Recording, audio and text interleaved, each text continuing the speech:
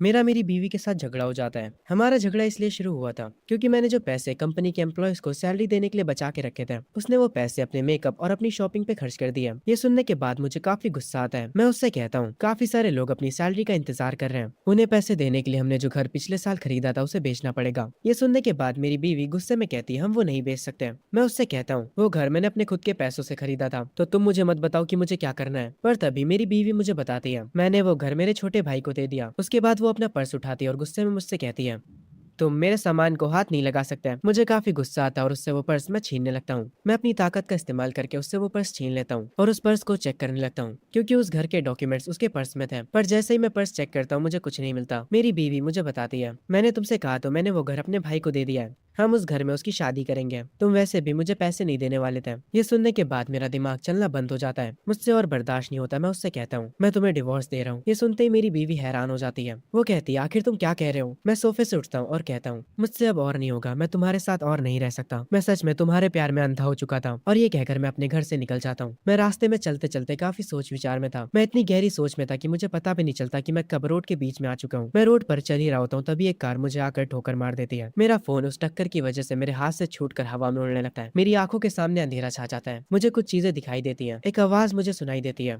जब सब कुछ खत्म हो जाता है तभी सब कुछ शुरू होता है। और जैसे ही आवाज बंद होती है मुझे एक लाइट दिखाई देती है और अचानक से मेरी आंखें खुलती हैं। मैं तुरंत घबराया हुआ उठता हूँ। मेरे मन में एक ही सवाल था मैं जिंदा कैसे बच गया। मेरा ध्यान अपनी आसपास की चीजों पर जाता है। मैं एग्जाम रूम में बैठा हुआ था। मुझे याद आता है ये एग्जाम तो मैंने कॉलेज लाइफ शुरू होने से पहले दिया था। मेरा ध्यान मेरे टीचर की तरफ जाता है। वो बिल्कुल वैसे ही थे जैसे वो हुआ करते थे। मैं अपने क्वेश्चन पेपर को देखता हूँ जिसमें डेट पड़ी होती है और ये कॉलेज एंट्रेंस एग्जाम होता है। मैं कसकर अपने पैर पर पंच करता हूँ और मुझे दर्द महसूस हो रहा था। ये पहली बार था जब दर्द होने पर भी मुझे खुशी होती है। मैं काफी एक्साइटेड हो जाता हूँ क्योंकि इस मोमेंट पर मुझे पता चल चुका था मैं टाइम में पीछे आ चुका हूँ। अब मैं अपनी गलतियों को दोबारा नहीं दोहराऊंगा। मैं तुरंत घड़ी की तरफ देखता हूँ। एग्जाम खत्म होने में 45 मिनट बचे थे क्योंकि अब मैं समय में पीछे आ चुका हूँ, इसीलिए मुझे टाइम का अच्छे से इस्तेमाल करना होगा। मैं तुरंत अपना पेपर लिखना शुरू कर देता हूँ। ये एग्जाम इंग्लिश का होता है। मुझे इंग्लिश इतने अच्छे से तो नहीं आती। पिछली बार मेरे एग्जाम खराब जाने की वजह से मैं एक बेकार के कॉलेज में चला गया था। मैं वो गलती दोबारा नहीं दोहराऊंगा। मैं क्वेश्चन पेपर को अच्छे से देखने लगता हूँ क्योंकि मेरे पास मेरी पिछली जिंदगी की मेमोरीज है, इसीलिए मैं याद करने की कोशिश करने लगता हूँ कि सही आंसर्स कौन से हैं। मैं अपने दिमाग पर काफी ज्यादा जोर डालता हूँ और धीरे धीरे करके मुझे सारे आंसर सही याद आने लगते हैं। मैं हर एक आंसर को सही लिखना शुरू कर देता हूँ। मैं अपने मन में सोचे जा रहा था मुझे यकीन नहीं हो रहा कि मुझे सारे आंसर याद आ गए। शायद से भगवान ने मुझे एक और मौका दिया है। मैं तुरंत अपना एग्जाम लिखना शुरू कर देता हूँ बिना किसी देरी के। टीचर सारे लोगों पर ध्यान दे रहे होते हैं ताकि कोई चीटिंग ना कर सके। मेरा पेपर कुछ देर में हो जाता है। मैं अपने मन में सोच रहा होता हूँ इस बार मैंने पूरा पेपर सही करा है, अब मुझे उस बेकार के कॉलेज में नहीं जाना पड़ेगा। पूरा पेपर करने के बाद मैं बैठकर आराम करने लगता हूँ। तभी एग्जाम की जो बेल होती है वो बज जाती है, यानी एग्जाम खत्म हो चुका है। मैं तुरंत एग्जाम रूम से बाहर आता हूँ और हॉल में चलते हुए सोच रहा होता हूँ इस बार मुझे फ्यूचर में क्या बनना चाहिए। मैं गया जो कि पिछली जिंदगी में मेरी बीवी थी, मैं इस बार उसे अपनी जिंदगी खराब करने नहीं दूंगा। मेरा नाम है शुयान और मैं टाइम में पीछे आ चुका हूँ। मेरे चेहरे पर एक अजीब सी मुस्कान होती है मानो जैसे मैं बहुत ही ज्यादा खुश हूँ। जब मैं स्कूल से निकलकर आगे जा रहा होता हूँ तभी पीछे से कोई मुझे आवाज देता है अरे ओए शुयान मेरे लिए तो रुको। मैं तुरंत पलट कर देखता हूँ और मैं देखता हूँ मेरा एक पुराना दोस्त मेरी तरफ भागते हुए आ रहा होता है। वो कह रहा होता है शुयान आखिर तुम इतनी जल्दी कहाँ जा रहे हो, तुमने मेरा इंतजार क्यों नहीं करा। मैं अपने उस दोस्त को देखकर खुश हो जाता हूँ। अरे मेरे भाई वे तुम कहाँ रह गए थे। वे मेरे पास आता और मेरे कंधे पर हाथ रखता और कहता है अरे यार मैं बस तुझसे कुछ ही दिन नहीं मिला था और तू मुझे भूल गया क्या, एग्जाम ने तेरा दिमाग खराब कर दिया। मैं उससे मुस्कुराते हुए कहता हूँ अरे नहीं यार सब ठीक गया, चलो चलते हैं। वे मेरा स्कूल टाइम का बेस्ट फ्रेंड है और जरा इसको अभी देखो तो ये कितना जवान लग रहा है। इस बेचारे को पता भी नहीं कि आगे चलकर इसका पेट बाहर आ जाएगा और इसकी किस्मत इसको कितना परेशान करने वाली है। वे शुयान से पूछता है तो तेरा टेस्ट कैसा गया। मैं उसे बताता हूँ वो काफी ज्यादा अच्छा गया, मुझे पूरा यकीन है कि मैं किसी टॉप कॉलेज में जा सकता हूँ। ये सुनने के बाद मेरा दोस्त वे कहता है क्या मजाक कर रहे हो यार, तुम और टॉप कॉलेज, ठीक है अगर तुम टॉप कॉलेज में चले गए तो मैं जिंदगी भर तुम्हारा गुलाम बन जाऊंगा। ये सुनने के बाद मैं कहता हूँ ठीक है फिर तो तैयार हो जाओ मेरे गुलाम बनने के लिए। ये सुनने के बाद वे हैरान हो जाता है और वो कहता है यार तुम तो काफी कॉन्फिडेंट लग रहे हो। उसके बाद वे मेरे पास भागते हुए आता है और मुझसे कहता है चल आजा दूसरे स्कूल के भी चक्कर लगा लेते हैं। मैं उससे कहता हूँ पर क्यों। वे कहता है क्यों से तेरा क्या मतलब है, मैं को देखने और क्या, तुम हर टेस्ट देने के बाद उसे देखने नहीं जाते थे उसके स्कूल में, क्या तुम ये भी भूल चुके हो। मैंगियाओ का नाम सुनकर मुझे थोड़ा सा गुस्सा आ जाता है और मैं कहता हूँ नहीं मुझे उसे देखने नहीं जाना। और ये कहने के बाद मैं जल्दी जल्दी आगे जाने लगता हूँ। वे पीछे से आते हुए कह रहा होता है हे इतनी तेज भी मत भागो। वो मुझे रोक कर कहता है यार मैंगियाओ तो तेरी 3 सालों की क्रश है, तुम हर सुबह उसके लिए ब्रेकफास्ट भी लेकर आते थे, वो भी 3 सालों तक लगातार, तो अचानक से तुम्हें क्या हो गया है। ये सुनने के बाद मैं वे से कहता हूँ नहीं मुझे कुछ नहीं हुआ है, मैं बस अपने घर जाना चाहता हूँ ताकि मैं अपने पेरेंट्स के साथ डिनर कर सकूँ। ये सुनने के बाद वे कहता है शुयान आज तुम काफी अजीब लग रहे हो, तुम्हें आखिर हुआ क्या है। मैं उससे कहता हूँ हाँ, मुझे भी लगता है कि मैं थोड़ा वियर्ड बन चुका हूँ। तभी मुझे किसी और पर्सन की आवाज़ आती है। मैं तुरंत उधर पलट कर देखता हूँ। तब मैं देखता हूँ मेरी आंखों के सामने मेरी मॉम खड़ी होती हैं। वो मुझे अपने पास बुलाती हैं। मैं वैसे कहता हूँ, आज के लिए बहुत हो गया भाई। चल कल रात नेट कैफे में मिलते हैं। मैं अभी जा रहा हूँ। ये कहकर मैं वहाँ से जाने लगता हूँ। वे पीछे से कह रहा होता है, यार ये बातों को कितनी जल्दी बदलता है। मैं अपने पेरेंट्स के पास भागते हुए चला जाता हूँ। मेरे मॉम एंड डैड दोनों मुझे लेने के लिए आए होते हैं। मैं उनके साथ कार में बैठ जाता हूँ। मेरी मॉम मुझसे टेस्ट के बारे में पूछती हैं। ये सुनने के बाद मेरे डैड जो कि कार को ड्राइव कर रहे होते हैं वो कहते हैं, हमने एग्री करा था कि हम उससे इस बारे में नहीं पूछेंगे, तुम उस पर प्रेशर मत डालो। मेरी मॉम ये सुनने के बाद कहती हैं, मुझे बस मेरे बेटे की चिंता है, ना कि आपके बिजनेस की। मैं आराम से कार में बैठा होता हूँ और मैं अपने मॉम डैड से कहता हूँ, आप लोग चिंता मत करिए, मैंने काफी अच्छा करा है। ये सुनने के बाद मेरी मॉम कहती है, क्या तुम सच कह रहे हो?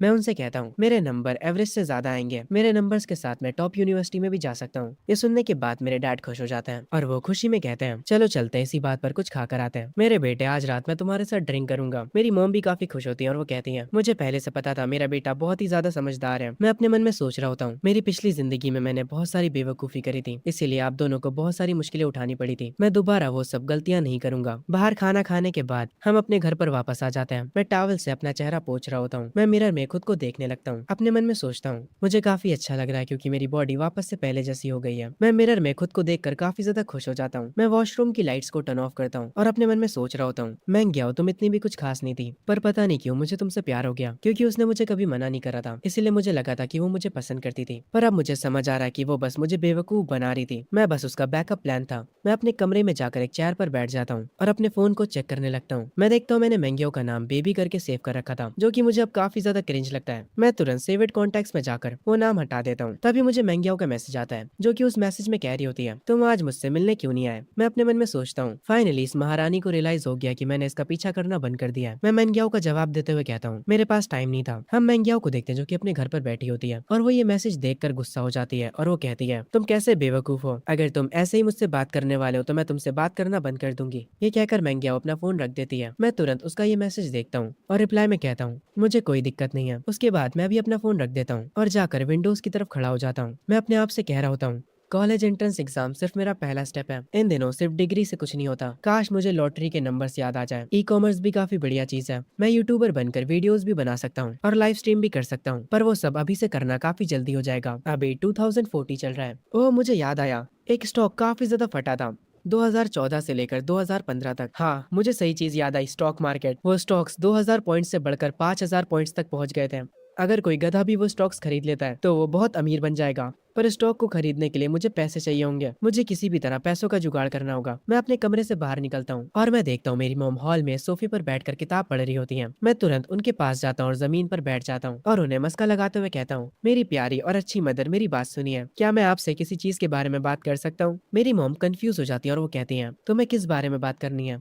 मैं उनसे कहता हूँ, क्योंकि अब एग्जाम खत्म हो चुके हैं, क्या मुझे कुछ पैसे मिल सकते हैं? और ये कहते हुए मैं कुछ आंसू भी बहा देता हूँ। ये सुनने के बाद मेरी मॉम कहती हैं, ठीक है, मैं तुम्हें 500 दूंगी, जाओ और उन पैसों को मेरे पर्स से निकाल लो। ये सुनने के बाद मैं मेरी मॉम से कहता हूँ, मॉम अगर मैं टॉप यूनिवर्सिटी में चला जाता हूँ तो मेरे ग्रैंडपा और ग्रैंड माँ और सारे लोग मुझे पैसे देंगे और मुझे ग्रेजुएशन पार्टी में भी काफी सारे पैसे मिलेंगे गिफ्ट में। क्या मैं वो सारे पैसे खुद यूज कर सकता हूँ? ये सुनने के बाद मेरी मॉम थोड़ा गुस्सा होती है और वो कहती है, तुम शैतान बच्चे, तुम्हारे एग्जाम अभी अभी खत्म हुए और अभी से तुम्हारी नजर पैसों पर पड़ गई है। ठीक है, चलो मैं तुम्हारी बात मान लेती हूँ, अगर तुम टॉप यूनिवर्सिटी में जा पाए तो वो सारा पैसा तुम्हारा है। मेरी मॉम से ये सारी बातें करने के बाद मैं अपने बेड पर जाकर सो जाता हूँ और डायरेक्ट सुबह ही मेरी आंखें खुलती हैं। मैं तुरंत उठता हूँ और अपने रूम से बाहर आ जाता हूँ। मैं फ्रिज में से कुछ एग्स लेता हूँ और किचन में आकर ब्रेकफास्ट बनाने लग जाता हूँ। मैं अपना ब्रेकफास्ट खुद से ही बना रहा था। ये करते हुए मुझे मेरी मॉम देख लेती हैं। वो मेरे डैड को बुलाते हुए कहती हैं, जरा यहाँ आइए, देखिए तो जरा हमारा बेटा क्या कर रहा है। मेरे डैड आते हैं और वो मुझे किचन में देखकर काफी हैरान होते हैं और वो कहते हैं, ये तो ब्रेकफास्ट बना रहा है। मैं अपने मन में कह रहा होता हूँ, मैं क्या शादी के बाद कभी भी किचन में नहीं आई थी। मैंने बहुत कोशिश करी थी उसे कुकिंग सिखाने की, वो बस मुझसे गुस्से में कहती थी, अगर तुम घर पे हो तो मुझे खाना बनाने की क्या जरूरत है? अगर मैंने तुमसे शादी करी है तो मैं खाना क्यों बनाऊं? मैं अपने मन में कहता हूँ, क्या पागल औरत थी वो।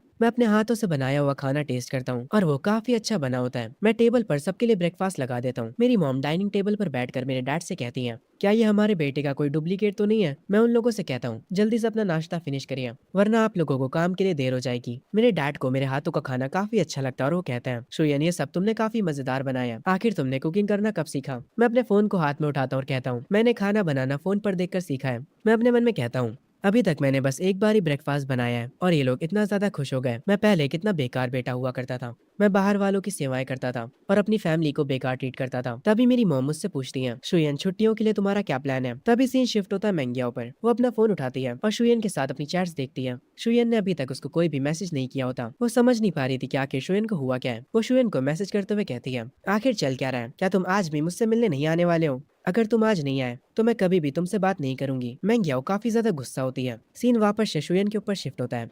शुयन अपना फोन चला रहा होता है और वो कहता है, मैं इस बार अपनी लाइफ को एंजॉय करूंगा। वो अपने दोस्तों से बात कर रहा होता है और उनसे कहता है, ठीक है, मैं तुमसे वहीं पर मिलूंगा जहाँ पर मैं तुमसे हमेशा मिलता हूँ। सीन वापस से मेंगियाओ के ऊपर शिफ्ट होता है। वो घर पर लेटी टीवी देख रही होती है। फिर वो अपना फोन उठाती है और अपनी एक दोस्त को कॉल करती है और उसे बताती है, पता नहीं शुयन के साथ क्या हुआ है। पहले वो मुझे हर दिन गुड नाइट और गुड मॉर्निंग के टेक्स्ट भेजा करता था, पर कल से तो उसने मेरा रिप्लाई भी नहीं किया है। वो मुझे नखरे दिखा रहा है। मेंगियाओ की दोस्त कहती है, उसे इग्नोर करो और फिर वो भागता भागता खुद तुम्हारे पास आ जाएगा। जब उसे पता चलेगा कि तुम्हें इग्नोर करके उसे कुछ नहीं मिलने वाला तो वो तुम्हें और ज्यादा स्पॉइल करेगा। मेंगियाओ कहती है, इन ट्रिक्स का यूज करके वो मेरी अटेंशन लेना चाहता है। मैं कुछ ज्यादा ही स्मार्ट हूँ उसके इस छोटे से गेम में फंसने के लिए। तभी सीन शिफ्ट होता हमारे एमसी और उसके दोस्त वे के ऊपर। वे काफी हैरानी में कहता है, आखिर तुझे आज हुआ क्या है? तुम पार्ट टाइम जॉब स्टार्ट कर रहे हो? मैं उससे कहता हूँ, तुम्हें क्या लगता है हम पढ़ाई क्यों करते हैं? वे जवाब में कहता है, हम पढ़ाई एक अच्छे कॉलेज में जाने के लिए करते हैं ताकि हम एक अच्छी यूनिवर्सिटी में जा सकें। मैं वे से कहता हूँ, तुम एक अच्छे कॉलेज क्यों जाना चाहते हो? वे कहता है, ताकि हमें एक अच्छी जॉब मिल सके। मैं उससे कहता हूँ, तुम्हें जॉब क्यों करनी है? वे थोड़ा हैरान होता है और कहता है, ताकि हम पैसे कमा सके। मैं एक्साइटेड हो जाता हूँ और उससे कहता हूँ, अब तुम आए हो ना काम की बात पे, पैसा कमाना ही मैटर करता है। ये सुनने के बाद वे हैरान हो जाता है। मैं आगे चलते हुए उससे कह रहा होता हूँ, अगर तुम अभी कोई पार्ट टाइम जॉब नहीं ढूंढ लेते तो जब कॉलेजेस की छुट्टियां चालू होंगी तब तुम्हें कोई भी जॉब नहीं मिलने वाली। मैं एक शॉप पर रुकता हूँ और उनसे कहता हूँ, प्लीज हमारे लिए 2 लेमन लेकर आइए। वो शॉपकीपर कहती है, आपकी 2 ड्रिंक्स के हुए $16। ये सुनने के बाद मैं वे से कहता हूँ, चल बे वे पैसे निकाल, आज मेरी ड्रिंक के पैसे तुम दोगे। जब मैं अमीर हो जाऊंगा तब मैं तुम्हें $30 की स्टारबक्स की कॉफी पिलाऊंगा। वे बेचारे को घंटा को समझ नहीं आता। वो ड्रिंक्स के पैसे दे देता है। ये लोग आगे चलकर एक जगह पर बैठकर अपनी ड्रिंक्स पीने लगते हैं। अरे शुयन, मैं तुझे कुछ बताना चाह रहा था। मेरे पेरेंट्स ने मुझसे कहा है कि अगर मैं टॉप कॉलेज में चला जाता हूँ तो वो मुझे अच्छे खासे पैसे देंगे। ये सुनने के बाद मैं कहता हूँ, पर तुम अच्छे कॉलेज में नहीं जाने वाले, उम्मीद छोड़ दो। वे कहता है, तुम्हें कैसे पता मैं टॉप कॉलेज में नहीं जाने वाला? मैं उससे कहता हूँ, असल में मुझे कल रात सपना आया था कि बहुत मुश्किल से ही तुम सेकंड ईयर पर पहुंचे हो और मैंने अपने सपने में तुम्हारी बीवी को भी देखा और ये भी देखा कि वो तुम पर चीट कर देती है। ये सुनने के बाद वे गुस्सा हो जाता है और वो कहता है, अबे तेरी तो तू क्या बात कर रहा है? तू अब अपने दोस्त को श्राप देगा? ये सुनने के बाद मैं हंसता हूँ और कहता हूँ, अरे ठीक है यार, कोई ना होता है, चलो उस जगह पर भी चलते हैं। मैं अपने हाथ को पॉइंट आउट करता हूँ एक मीट म्यूजिक पब की तरफ। वे कहता है, नहीं यार मैं नहीं जाऊंगा, मैं बहुत ज्यादा थका हुआ हूँ। मैं मुस्कुराते हुए उससे कहता हूँ, ठीक है, अगर तुम्हें नहीं जाना तो तुम मत जाओ, मैं तो जा रहा हूँ। उसके बाद मैं उस शॉप में आ जाता हूँ। मैं उनसे पूछता हूँ, हाय, क्या आप समर वर्कर्स को हायर कर रहे हैं? एक एम्प्लॉय टेबल को क्लीन करते हुए कहती है, हमारे बॉस अभी पीछे वाले रूम में, आप थोड़ा इंतजार करिए। ये कहकर वो एम्प्लॉय बॉस को बुलाने चली जाती है। तभी मेरे पीछे से कोई बोलता और कहता है, हे हैंडसम, जरा इधर देखो। मैं जब उधर पलट कर देखता हूँ तो वो एक लड़की होती है जो कि काफी सुंदर दिख रही होती है। वो मुझसे कहती है, क्या तुम जॉब ढूंढ रहे हो? मैं उस लड़की से कहता हूँ, हाँ, मैं इस समर के लिए जॉब ढूंढ रहा हूँ। मैंने कुछ टाइम पहले अपने कॉलेज एंट्रेंस एग्जाम को फिनिश करा है, इसीलिए अब मैं फ्री हूँ। वो लड़की सोफे पर बैठ जाती है और कहती है, क्या तुम्हारे पास कोई स्किल्स है? मैं उससे कहता हूँ, हाँ, मेरी स्किल्स काफी ज्यादा है। ये सुनकर वो लड़की हंसती है और मुझसे कहती है, ठीक है, मैं अब तुमसे मजाक करना बंद करती हूँ, तुम खड़े क्यों हो, तुम भी बैठ जाओ। मैं सोफे पर बैठ जाता हूँ। वो लड़की कहती है, हमारी शिफ्ट 5 बजे से लेकर 11 बजे तक है, सैलरी 2800 से ज्यादा होगी और अगर तुम कोई भी छुट्टी नहीं करते हो तो 150 एक्स्ट्रा मिलेंगे। ये ऑफर कैसा है? ये सुनने के बाद मैं अपने मन में सोचने लग जाता हूँ, इस हिसाब से मुझे हर दिन 6 घंटे काम करना पड़ेगा। ये जॉब बाकी की जॉब से इजी है और सैलरी भी काफी ज्यादा है। मैं बिना देर करे उस लड़की से कहता हूँ, मुझे कोई दिक्कत नहीं है, तो मैं काम कब से शुरू कर सकता हूँ? वो लड़की मुझसे कहती है, तुम आज से ही काम स्टार्ट कर सकते हो। मैं ये सुनकर थोड़ा हैरान होता हूँ और उस लड़की से कहता हूँ, क्या मैं कल से नहीं शुरू कर सकता? असल में मुझे पहले अपनी फैमिली से बात करनी होगी। वो लड़की कहती है, ठीक है, कोई बात नहीं। मैं उस लड़की को अपना नाम बताता हूँ और उससे कहता हूँ, आपका नाम क्या है बॉस लेडी? वो कहती है, मेरा नाम पे यूवी है। मैं उस शॉप से निकलते हुए कहता हूँ, तो मैं आपसे कल मिलता हूँ मिस यूवी। जब हमारा एमसी यहाँ से जा रहा था तब वो लड़की यानी यूवी अपने मन में कह रही होती है, एक्चुअली हमारे पास लोगों की कमी नहीं है, पर इस जैसे लड़के का यहाँ होना काफी मजेदार होगा। मैं तुरंत अपने दोस्त वे के पास जाता हूँ और उससे कहता हूँ, मुझे नौकरी मिल गई, चलो अब यहाँ से चलते हैं। वे ये सुनने के बाद काफी हैरान होता है और वो कहता है, तूने क्या कहा? क्या जॉब पाना इतना ईजी होता है? मैं उससे कहता हूँ, और क्या, तुमने मौका गवा दिया। जो वहाँ की ओनर है वो काफी ज्यादा हॉट है, वो काफी ज्यादा सुंदर है और उसकी आवाज काफी प्यारी है। उसके बाल बहुत लंबे हैं और वो खुद भी काफी लंबी है। ये सुनने के बाद वी कहता है, अरे यार मुझे भी उससे मिलवाओ। ये सुनने के बाद मैं कहता हूँ, हाँ हाँ, सपने मत देखो, खुद से जाओ अगर तुम्हें उसे देखना है तो। ये सुनने के बाद वे कहता है, अरे यार चलो भी ना। मैं वे से कहता हूँ, हे वे, तुम अमीर बनना चाहते हो? वे कहता है, ऑफ कोर्स यार। मैं वे से कहता हूँ, तो मुझे कुछ पैसे उधार दे दो। ऐसा तो मेरे दोस्त भी करते हैं मेरे साथ। खैर, स्टोरी पर वापस आते हैं। मैं वे से कहता हूँ, मैं तुम्हें अगले साल डबल पैसे वापस करूंगा। वे कहता है, तुम क्या करने वाले हो? मैं उससे कहता हूँ, मुझे एक जगह के बारे में पता है, एक इंटरनेट कैफे जहाँ पर अगर तुम 500 डिपॉजिट करोगे तो तुम्हें 1000 का बोनस मिलेगा। वे ये सुनने के बाद कहता है, तुम मुझसे मजाक करना बंद करो। मैं वे को एक पेड़ की तरफ इशारा करते हुए कहता हूँ, तुम्हें वो पत्ती दिख रही है जो सबसे ऊपर है? अगर तुमने उसे छू लिया तो तुम बॉस हो। वे और मैं तुरंत जाकर उस पत्ती को छूने के लिए जंप करने लगता है। मुझे काफी मजा आ रहा था ये करने में। तभी वे उस पत्ती को छू लेता है। हम बैठ जाते हैं। वे मुझसे कहता है, हे शुयन, तुमने वो देखा ना? मैंने उस पत्ती को टच कर लिया था। हम दोनों ही घास पर बैठकर हंसने लगते हैं। तभी मैं वे से कहता हूँ, वे, तुम काफी लकी हो क्योंकि मैं तुम्हारा दोस्त हूँ इस लाइफ में। अगर मैं कभी अमीर बनता हूँ तो तुम भी मेरे साथ हो गया। ये सुनने के बाद वे कहता है, वो तो हमारा फ्यूचर ही बताएगा। सीन शिफ्ट होता है मेरे घर पर। मैं अपने मॉम एंड डैड के साथ बैठा होता हूँ और उन्हें अपनी जॉब के बारे में बता देता हूँ। ये सुनने के बाद मेरी मॉम कहती है, नहीं, तुमने अभी कॉलेज एग्जाम फिनिश करा है तो तुम अभी से ही काम क्यों करना चाहते हो? तुम आराम से बस घर पर मजे करो। मैं मेरी मॉम से कहता हूँ, मॉम, मुझे बस 2 महीनों के लिए काम करना है और उसके बाद जो पैसे मैं कमाऊंगा उससे मैं ट्रैवल करूंगा। ये सुनने के बाद मेरी मॉम कहती है, तुम कहाँ ट्रैवल करना चाहते हो और उसके लिए तुम्हें कितने पैसे चाहिए? वो पैसे मैं तुम्हें दूंगी। मैं अपना सर पकड़ लेता हूँ। मॉम को बनाना कितना मुश्किल है। मैं अपने डैड को आवाज देता हूँ ताकि वो इस मैटर के बीच आ सके। मेरे डैड मेरी बात इशारों से ही समझ जाते हैं। वो मॉम से कहते हैं, शुयान अब बड़ा हो चुका है, काम करने से उसे एक्सपीरियंस मिलेगा, इसीलिए ज्यादा चिंता करना बंद करो। ये सुनने के बाद मॉम कहती है, तो अब तुम दोनों आपस में मिल गए हो? वो गुस्सा हो जाती है। मैं मॉम से कहता हूँ, मॉम रिलैक्स हो जाइए, अगर डैड और आपकी फाइट होती है तो मैं आपकी साइड लूंगा। ये सुनने के बाद डैड कहते हैं, अरे तुम कितने पलटू आदमी हो यार, मैं यहाँ पर तुम्हारे लिए बात कर रहा हूँ और तुम मेरे ही खिलाफ चले गए। इस फैमिली मूवमेंट में सब हंसने लगते हैं। तभी शुयन को उसके दोस्त का मैसेज आता है। उस मैसेज में लिखा होता है, क्या तुमने ग्रुप चैट चेक करी? 2 दिनों बाद क्लास के सारे लोग मिल रहे हैं, हम वहाँ पर कैरियोके जाएंगे और साथ में डिनर भी करेंगे। शुयन अपने दोस्त से कहता है, मैं अभी बिजी हूँ, तुम पार्टी के लिए भी बिजी हो? मैंग्याओ भी वहाँ पर आएगी? मैं रिप्लाई में अपने दोस्त को कहता हूँ, वो आए या ना आए मुझे उससे क्या। मेरा दोस्त मुझे कहता है, बस भी कर यार, नॉन चैलेंट बनने की एक्टिंग मत कर। अगर ऐसा ही है तो दोबारा तो कभी महंगियाओं से बात मत करना। मैं अपने फोन को साइड में रख देता हूँ और अपने कंप्यूटर को देखने लग जाता हूँ। तभी सीन शिफ्ट होता है अगले दिन उसी शॉप में। शुयन यहाँ पर आ चुका होता है। वो कहता है, बॉस मैं आ गया। मेरी बॉस कहती है, ओह तुम तो सच में आ गए।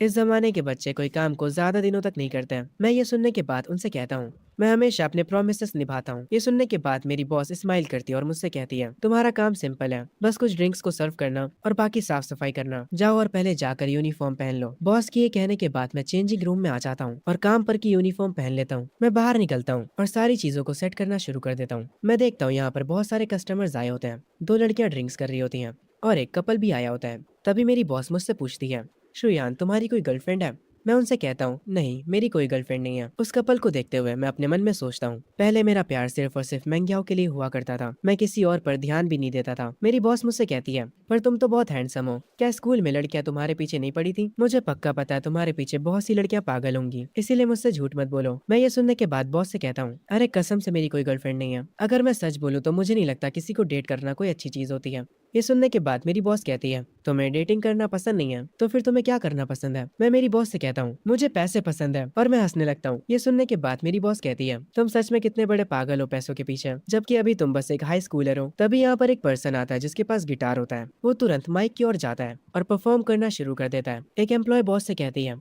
मैडम ये आज फिर से देर से आया है। बॉस कहती है, अरे छोड़ो, इन दिनों अच्छे सिंगर्स को ढूंढना बहुत मुश्किल काम है। वो सिंगर अपना परफॉर्मेंस शुरू कर देता है। मैं तुरंत बॉस के पास जाता हूँ और कहता हूँ, आखिर ये बंदा एक दिन में कितने कमा लेता होगा? मेरी बॉस मुझसे कहती है, ये 2 घंटे गाना गाने का $150 चार्ज करता है। तुम्हें इससे जलन तो नहीं होगी? वो सिंगर अपने स्टेज पर आराम से परफॉर्म कर रहा होता है। उसकी सिंगिंग को सुनकर मैं अपनी बॉस से कहता हूँ, पर वो इतना भी अच्छा नहीं गा रहा है। ये सुनने के बाद मेरी बॉस कहती है, अगर तुम्हें लगता है कि ये अच्छा नहीं गा पा रहा है तो कैसा रहेगा आज रात इसके बाद तुम गाओ, अगर तुम इससे बेटर गाते हो तो मैं तुम्हें $100 एक्स्ट्रा दूंगी। ये सुनने के बाद मैं थोड़ा सोच में पड़ जाता हूँ और अपने मन में कहता हूँ, पिछली जिंदगी में मैंने कुछ सालों तक गिटार की प्रैक्टिस करी थी ताकि मैं मैंग्याओ को इम्प्रेस कर सकूं। तो हाँ, मैं गिटार बजा सकता हूँ। मैं बॉस से कहता हूँ, हाँ ये ठीक है, मैं कर लूंगा। तभी मेरे फोन पर किसी का मैसेज आता है और मैं अपने फोन को पलट कर रख देता हूँ। ये देखने के बाद मेरी बॉस कहती है, तुम रिप्लाई क्यों नहीं कर रहे हो? तुम्हारी गर्लफ्रेंड को तुम्हारी चिंता हो रही होगी। मैं अपनी बॉस को बताता हूँ, वो नोटिफिकेशन क्लास रियूनियन की थी, मैंने उनसे कह दिया कि मैं नहीं आने वाला। ये सुनते ही मेरी बॉस कहती है, तो ये बात है, हाई स्कूल रियूनियन जल्दी नहीं हुआ करता है, तुम्हें वहाँ पर जाना चाहिए। क्या तुम काम से छुट्टी मांगने के लिए शर्मा रहे हो? मैं टेबल को साफ करते हुए कहता हूँ, नहीं ऐसा नहीं है, असल में मुझे रियूनियंस काफी बोरिंग लगता है। मेरी बॉस मुझसे कहती है, कोई बात नहीं, मैं तुम्हें छुट्टी दे रही हूँ, तुम कल काम पर मत आना।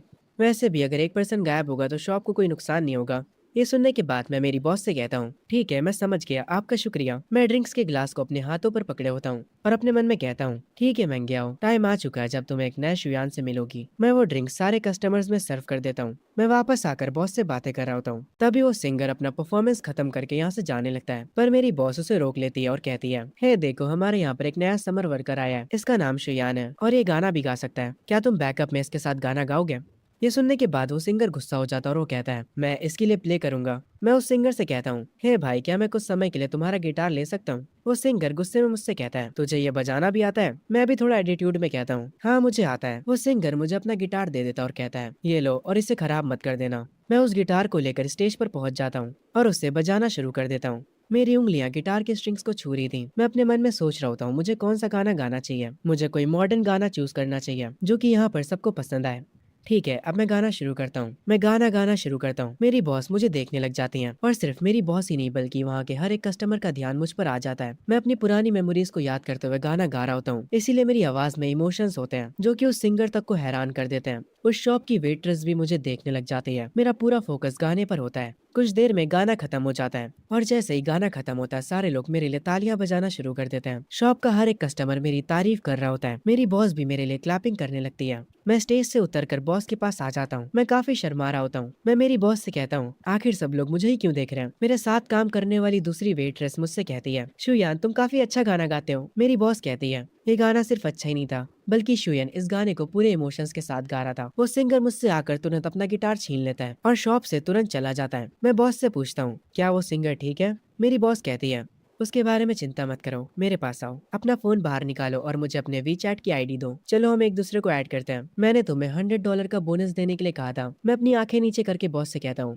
उसकी कोई जरूरत नहीं है बॉस, आपको मुझसे फॉर्मल तरीके से बात करने की जरूरत नहीं है। मैं तुरंत अपना फोन निकाल लेता हूँ। मेरी बॉस कहती है, फिर भी मैंने जो कह दिया वो कह दिया, मैं अपने वादों से पीछे नहीं हटती। तभी से ही शिफ्ट होता है मंग्याओं के ऊपर, जो कि सोच रही होती है, आखिर उसने मुझे अभी तक मैसेज क्यों नहीं करा? वो कर क्या रहा है? क्या वो मुझे पसंद नहीं करता? वो अपने लैंप को ऑन करती है और अपना फोन उठाकर शुयान को मैसेज करते हुए कहती है, क्या तुम कल रात रियूनियन में आ रहे हो? वो मैसेज शुयान के फोन पर आता है। इस वक्त वो वॉशरूम में नहा रहा होता है। मैंग्याओ उसके मैसेज का बेसब्री से इंतजार कर रही होती है। शुयान जाकर अपना फोन उठाता है। मैंग्याओ अपने फोन को घूरे जा रही होती है। शुयान अपने टेबल पर आकर बैठता है और मैसेज में कहता है, इसके बारे में कल बात करते हैं। उसका रिप्लाई देखकर मैंग्याओ उससे पूछती है, क्या तुम कल शाम को फ्री हो? शॉपिंग पे चलना चाहोगे? शुयान कहता है, देखते हैं, और ये कहकर शुयान सो जाता है। मैंग्याओ भी अपने बेड पर लेटी होती है, पर वो काफी गुस्से में होती है। वो अपने बेड से उठ जाती है और कहती है, मुझे काफी गुस्सा आ रहा है, वो बदल गया है, इसीलिए मैंने पहले उसे मैसेज करा पर उसने मुझे अच्छे से रिप्लाई भी नहीं दिया। मैंग्याओ ये सब अपनी दोस्त को बता रही होती है। उसकी दोस्त मैसेज में रिप्लाई देती है और कहती है, तुम होल्ड बैक क्यों नहीं कर पा रही हो? तुम बस उसे इग्नोर करो, वो बस नखरे दिखा रहा है। मैंग्याओ अपनी दोस्त से कहती है, तो अब मैं क्या करूँ?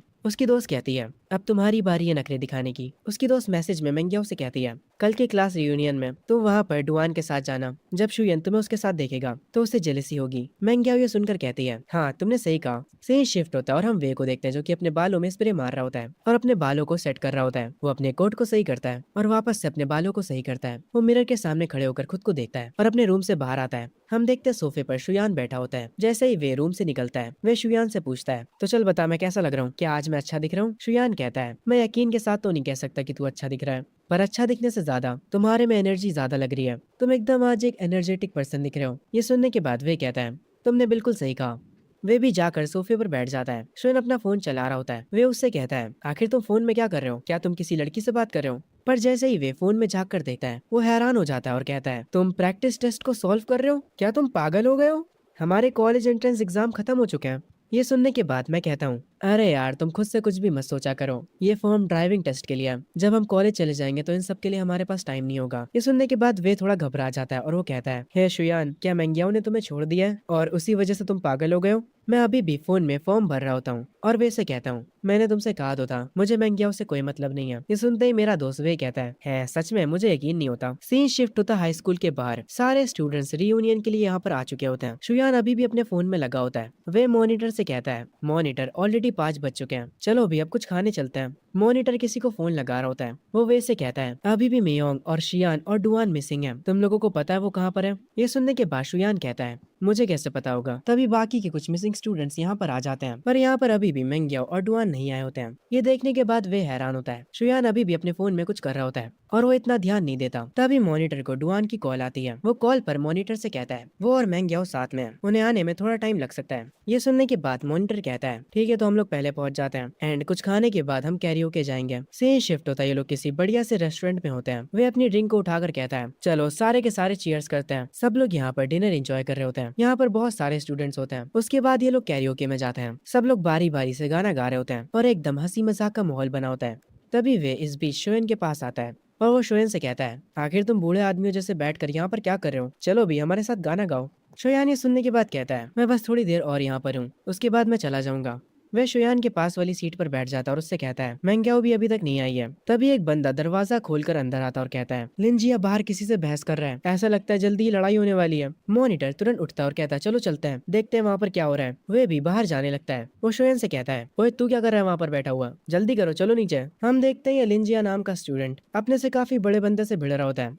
वो मस्कुलर बंदा कहता है क्या बे छोटे तुझे जीने से प्यार नहीं है? यहाँ पर मॉनिटर आता है, वो कहता है अरे मेरे बड़े भाई उसने बहुत ज्यादा पी ली है, मैं उसकी तरफ से माफी मांगता हूँ। वो मस्कुलर बंदा कहता है अब तू कौन है चिरकुट, चला जा यहाँ से वरना पिट पिट जाएगा। हम देखते हैं असल में ये फाइट वॉशरूम में हो रही होती है। सारे लोग वॉशरूम के बाहर भीड़ लगा देते हैं। शोयान उस भीड़ में से होकर अंदर जाता है। शोयान यहाँ का नजारा देखकर अपने मन में कहता है लिंजिया कुछ ज्यादा ही बन रहा था, हल्का सा उसने ड्रिंक क्या कर लिया, उसे लगने लगा वो किसी से भी भिड़ सकता है। और ये मस्कुलर बंदा ये भी शराब के नशे में पागल हो चुका है। शोयान उनके बीच में जाता और कहता है अरे यार हमारे क्लासमेट से जरा सी गलती हो गई, असल में हमने कुछ टाइम पहले कॉलेज एंट्रेंस एग्जाम को फिनिश करा है, तो यार माफ कर दो हमें। वो मस्कुलर बंदा चिल्लाते हुए कहता है अब तू कौन है बे, मेरे रास्ते से हट जा। ये सुनने के बाद शोयान को भी गुस्सा आ जाता है और वो कहता है यार तुम अच्छे से बात नहीं कर सकते हो क्या, तुम क्या ये बात भूल रहे हो कि हम अभी तक स्टूडेंट्स हैं? अगर तुम सच में सीन को बढ़ाना चाहते हो तो मैं तुम्हें नहीं रोकूंगा। तुम्हें क्या लगता है जब पुलिस आएगी तो वो किसकी साइड लेगी, तुम्हारी या फिर हम स्टूडेंट्स की? जरा सोचो इसके बारे में। ये सुनने के बाद उस मस्कुलर बंदे को गुस्सा तो आता है, पर वो इतना जान चुका था कि शोयन सही कह रहा है। शोयन दोबारा से कहता है चलो भी भाई अब इस मामले को खत्म करते हैं। वो मस्कुलर बंदा कहता है ठीक है जाओ, तुम लोगों को माफ करा, मैं वैसे भी आज अच्छे मूड में हूँ, मुझे अपना टाइम खराब नहीं करना बच्चों के साथ बहस करके। शोयन मुस्कुराते हुए कहता है तुम्हारा शुक्रिया बड़े भाई, अपना ध्यान रखना। वो मस्कुलर बंदा वहाँ से चला जाता है। सब लोग वापस से कैरियोके में आ जाते हैं गाना गाने के लिए। दो लड़के व्हाइट शर्ट में बैठे होते हैं और वो लोग शोयन के बारे में बुरा भला कह रहे होते हैं। वो लोग कह रहे होते हैं शोयन एकदम डरपोक बंदा है। वे की नजर उन दोनों पर पड़ जाती है। दूसरा व्हाइट शर्ट वाला बंदा कहता है हाँ तुम बिल्कुल सही कह रहे हो, शोयन बिल्कुल फट्टू है। इनकी बातें सुनने के बाद वे को गुस्सा आ जाता है और वो कहता है जरा देखो तो कौन बातें कर रहा है, जब लफड़ा हुआ था तब तुम लोग तो भाग गए थे और अब तुम लोग यहाँ पर आकर अपना मुंह चला रहे हो, जबरदस्ती के टफ गए होने की एक्टिंग कर रहे हो। ये सुनने के बाद वो दोनों लड़के शर्मिंदा हो जाते हैं, पर शोएन इन सारी चीजों पर ध्यान नहीं देता। वे शोएन से कहता है यार वो लोग तुम्हारे बारे में बकवास कर रहे थे, पता नहीं वो लोग तुम्हें फट्टू क्यों कह रहे थे। शोएन कहता है जब बातों से सब कुछ सॉल्व हो सकता है तो लड़ाई करने की क्या जरूरत है, उन्हें आगे चलकर समझ आ जाएगा कि लड़ाई करने से सब कुछ ठीक नहीं हो जाता, अभी ये सब बच्चे हैं। ये सुनने के बाद वे कहता है यार आजकल तुम कुछ ज्यादा ही बड़ों वाली बातें नहीं कर रहे हो। शोएन कहता है अरे यार मैं बड़ा ही तो हूँ, मैं तुम्हारा पापा हूँ, भूल तो नहीं गए तुम।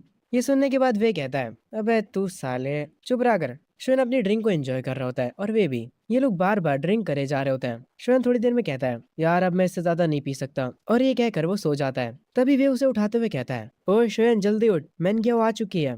ये सुनने के बाद शोएन धीरे से अपनी आंखें खोलता है। उसके सामने मैनग्याओ खड़ी होती है और वो कहती है क्या तुम्हें लगा मैं और डुआन डेट कर रहे हैं इसीलिए तुमने इतनी ज्यादा पी ली? पर शोयन इसकी बातों पर ध्यान नहीं देता और वो कहता है मुझे नींद आ रही है, मुझे सोने दो। ये सुनने के बाद सब हैरान हो जाते हैं। वे कहता है शोयन उठ जा, तेरे सामने मेंग्याओ खड़ी है।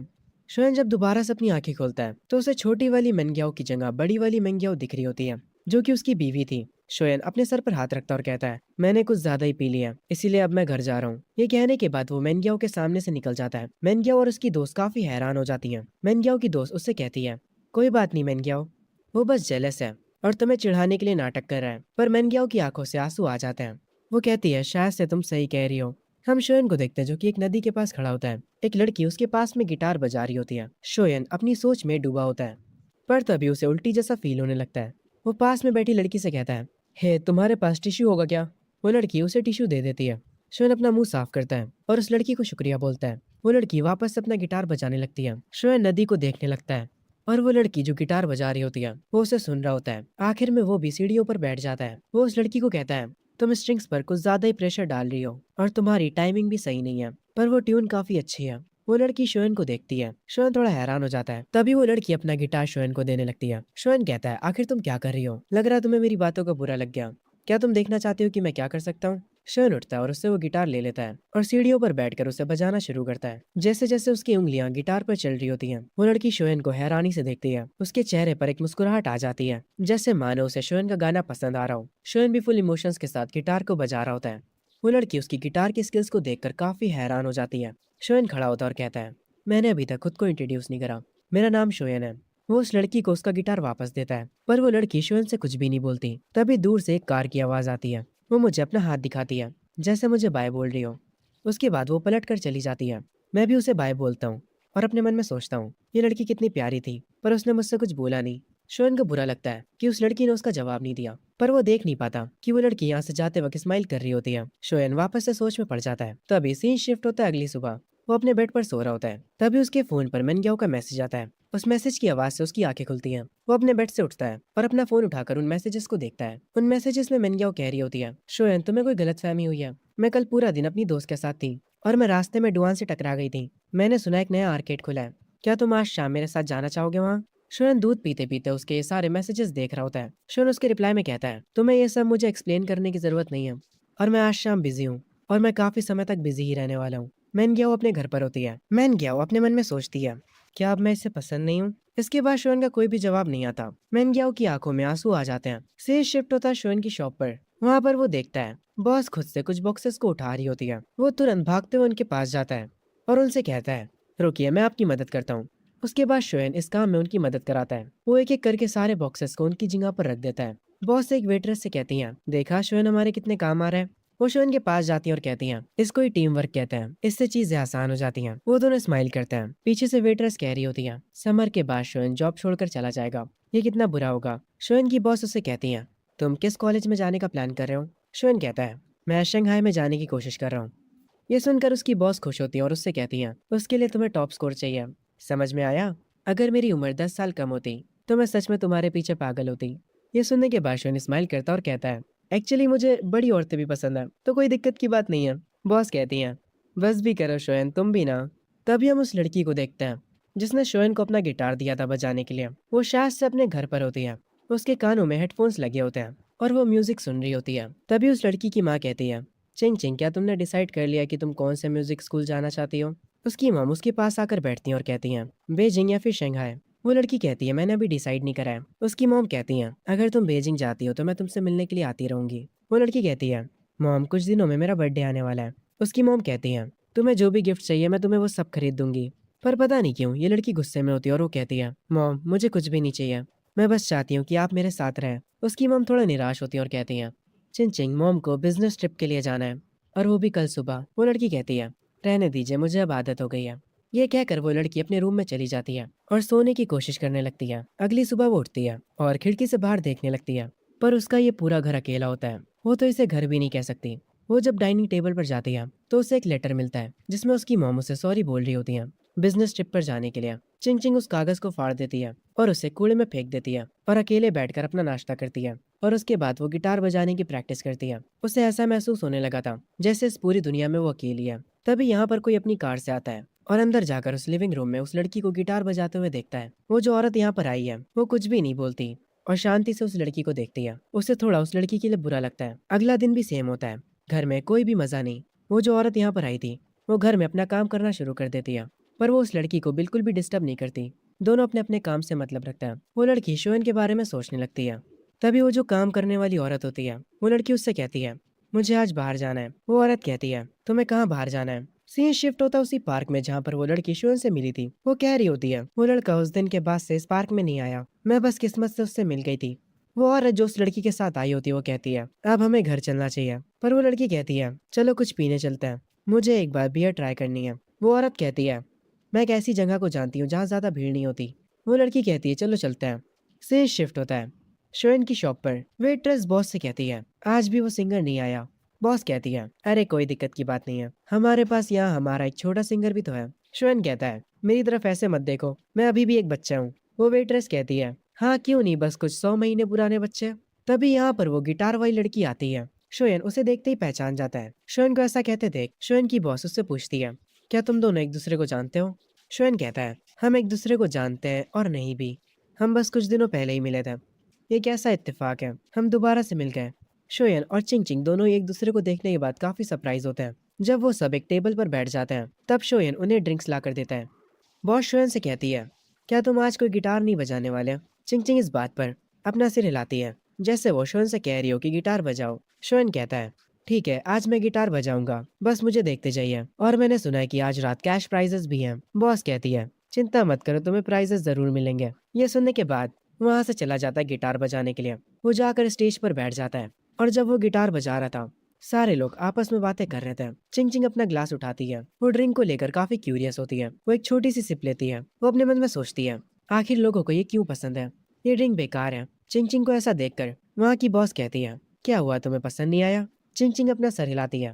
बॉस कहती है, इसी को तो ड्रिंक कहते हैं, सबको ये शुरू में बेकार लगती है पर फिर बाद में अच्छी लगने लगती है। शोयन मस्त अपना स्टेज पर गाना गा रहा होता है। चिंग चिंग के साथ जो औरत आई होती है वो शोयन को देखकर अपने मन में कहती है, आखिर ये इस गाने को इतने इमोशंस के साथ कैसे गा पा रहा है, ये तो अभी काफी छोटा है। वो शोयन को देख रही होती है। गाना खत्म होते ही शोयन स्टेज से नीचे आता है। उसकी बॉस कहती है, तुम भी आओ हमारे साथ ड्रिंक करो, तुम्हारा ग्लास उधर रखा है। ये सुनने के बाद शोयन खुश हो जाता है, पर वो गलती से जाकर चिंग चिंग का ग्लास उठा लेता है और उसे पी भी लेता है और उसे एक ही बार में खत्म भी कर देता है। बॉस इसे देखकर काफी हैरान हो जाती है। वो एक ऑकवर्ड स्माइल करने लगती है। चिंग चिंग ब्लश करने लगती है, उसके गाल पूरे लाल हो जाते हैं। वो तुरंत उठकर वॉशरूम की तरफ जाने लगती है। वो जो औरत चिंग चिंग के साथ आई थी उसका नाम वोंग है। वोंग शोन को बताने ही जा रही होती है कि उसने अभी क्या करा है, पर वो सिचुएशन को देखकर रुक जाती है। बॉस शोन से कहती है, तुम्हें क्या लगता है वो लड़की कैसी है? वो काफी सुंदर है ना? शोन कहता है, हाँ वो काफी सुंदर है, मुझे बुरा लग रहा है कि वो बात नहीं कर सकती। ये सुनते ही वोंग कहती है, तुम क्या बात कर रहे हो, वो बस ज्यादा बोलती नहीं है, पर वो बोल सकती है। तभी चिंग चिंग वॉशरूम से आती है और वोंग से कहती है, चलो चलते हैं। उसकी आवाज सुनने के बाद शोन कहता है, इसकी तो आवाज भी प्यारी है। बॉस शोयन से कहती है, जाओ इन्हें बाहर तक छोड़ कर आओ। शोयन कहता है, मैं समझ गया। शोयन उन्हें उनकी कार तक छोड़ने जाता है। वो चिंग चिंग के लिए कार का गेट भी खोलता है। शोयन चिंग चिंग से कहता है, रात में बाहर मत निकला करो, ये थोड़ा डेंजरस होता है। चिंग चिंग कहती है, मुझे तो तुम डेंजरस लगते हो, क्या तुम अपनी बात कर रहे हो? अभी अंदर शॉप में तुम मुझे घूरे जा रहे थे, यहाँ तक कि तुमने मेरे ग्लास से ड्रिंक किया। शोयन थोड़ा निराश होता और कहता है, ठीक है मैं मान लेता हूँ कि मैं तुम्हें देख रहा था, पर मुझे नहीं पता था कि वो तुम्हारा ग्लास है। चिंग चिंग कुछ नहीं कहती और यहाँ से चली जाती है। शोयन पीछे खड़े उसकी कार को जाते हुए देख रहा होता है। तभी हम कार के अंदर का सीन देखते हैं। चिंग चिंग हंस रही होती है और कहती है, तुम कितने बेवकूफ हो, तुमने सच कितनी जल्दी बोल दिया। हम देखते हैं शोयन को काफी बुरा लगता है, पर वो कुछ बोल भी तो नहीं सकता था। वो वापस से शॉप के अंदर जाता है। उसकी बॉस उससे पूछती है, क्या तुमने उसकी वीचैट की आईडी ली? शोयन कहता है, यार उसके बारे में बात मत करो, वो पक्का मुझे ठरकी समझ रही होगी। बॉस कहती है, मैंने तुम्हें इतनी अच्छी अपॉर्चुनिटी दी थी, फिर भी तुम कुछ नहीं कर पाए। शोयन कहता है, अरे यार कोई बात नहीं, वैसे भी मुझे ये सब नहीं करना है।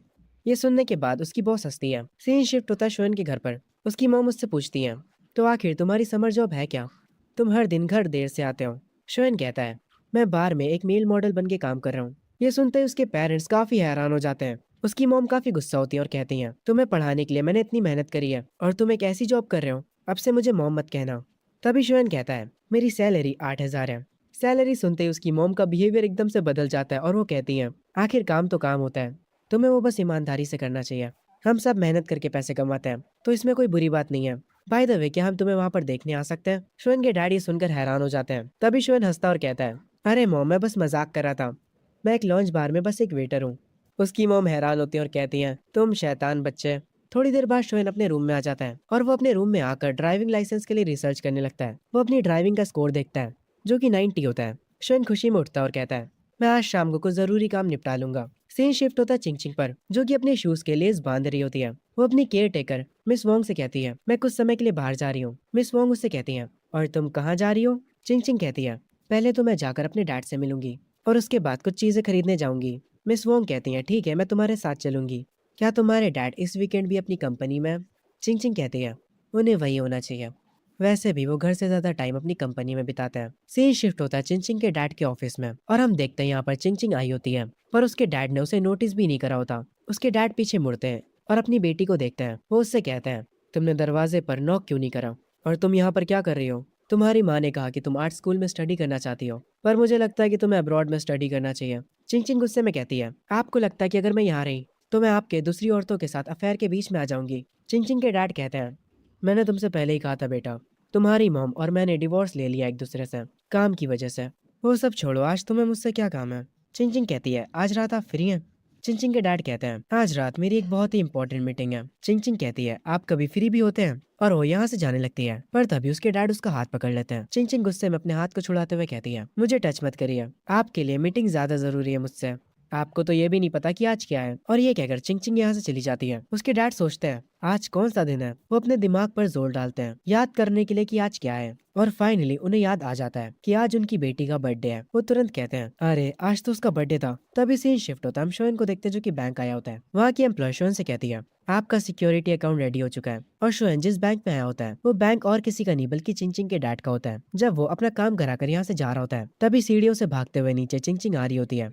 वो शोएन से टकरा जाती है। शोएन उसे देखता है और उससे पूछता है, क्या तुम ठीक हो? अरे ये तो तुम हो। पीछे सीढ़ियों से चिंग चिंग के डैड आ रहे होते हैं। चिंग चिंग उन्हें देखती है और फिर वो शोएन से कहती है, कुछ मत कहना। वो शोएन का हाथ पकड़ लेती है। शोएन को कुछ भी समझ नहीं आता और वो अपने मन में कहता है, आखिर यहाँ पर चल क्या रहा है? चिंग चिंग के डैड उसको शोएन के साथ देखकर कहते हैं, अब ये कौन है?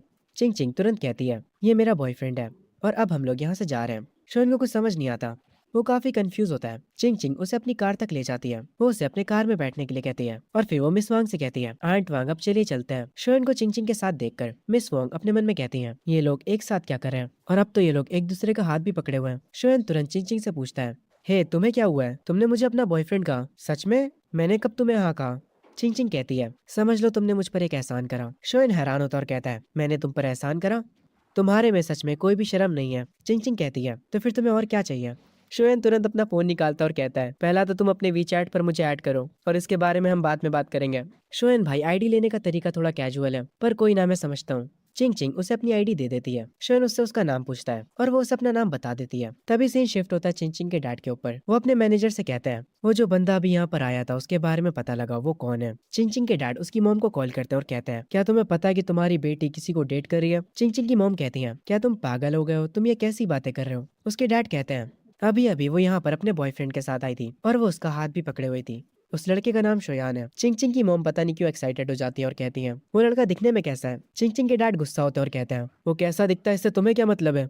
मुझे परवाह नहीं है, उसकी केयर टेकर को कॉल करो और उससे ये सब पूछो। चिंग चिंग की मॉम कहती है, ठीक है मैं उससे पूछ लूंगी। ये कहकर वो कॉल कट कर देती हैं और वो तुरंत कॉल लगाती है मिस वोंग को। मिस वोंग जो कि कार ड्राइव कर रही होती है, उनके पास चिंग चिंग की मॉम का कॉल आता है। उस फोन को चिंग चिंग उठा लेती है और तुरंत स्पीकर पर कर देती है। उसकी मॉम कहती है, मिस वोंग मुझे जानना है क्या चिंग चिंग किसी को डेट कर रही है? चिंग चिंग अपनी मॉम से कहती है, हाँ मैं जिसे डेट कर रही हूँ वो मेरे साथ ही बैठा है, क्या आप उससे बात करना चाहेंगी?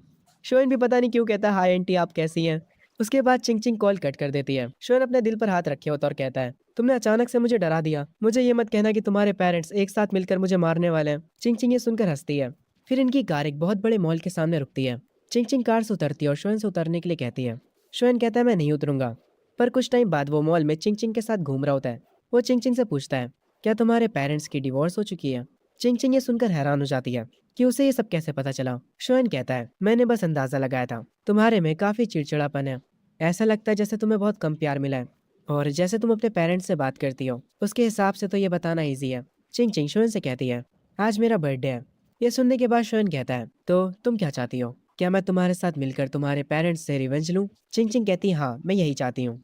ये सुनने के बाद पता नहीं क्यों शोएन के चेहरे पर एक मुस्कान आ जाती है। वो चिंग चिंग से कहता है, चलो फिर चलकर मूवी देखते हैं और उसके बाद कुछ खाने चलेंगे और फिर हम बहुत सारी पिक्चर्स क्लिक करेंगे और तुम उन्हें सोशल मीडिया पे पोस्ट कर देना। उसके बाद तुम्हारे पेरेंट्स तुमसे बहुत ज़्यादा गुस्सा हो जाएंगे, पर मैं पहले ही तुम्हें बता दूं, आज की हर एक चीज़ का बिल तुम दोगी। ये सुनने के बाद चिंग चिंग मजाक में कहती है, क्या तुम में बचपन से ही शर्म नाम की चीज़ नहीं है? वो कहता है, नहीं नहीं बेशर्म तो मैं अभी हुआ हूँ। उसके बाद ये लोग मूवी देखने जाते हैं। चिंग चिंग ड्रिंक्स और पॉपकॉर्न खरीदती है और क्योंकि चिंग चिंग ने एक ही पॉपकॉर्न का बॉक्स खरीदा होता है और एक ही ड्रिंक, इसे देखकर शोएन कहता है, तुमने बस एक के लिए ही क्यों खरीदा? चिंग चिंग कहती है, मैंने ये तुम्हारे लिए खरीदा है।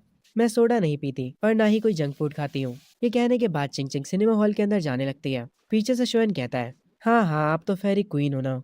उसके बाद वो दोनों थिएटर में बैठकर मूवी देख रहे होते हैं और जब चिंग चिंग स्क्रीन को देखती है तब उसके दिमाग में कुछ पुरानी यादें आ जाती हैं। जब वो छोटी थी और उसके पेरेंट्स उसे पिक्चर दिखाने लाया करते थे, उसे उन अच्छे दिनों की याद आती है।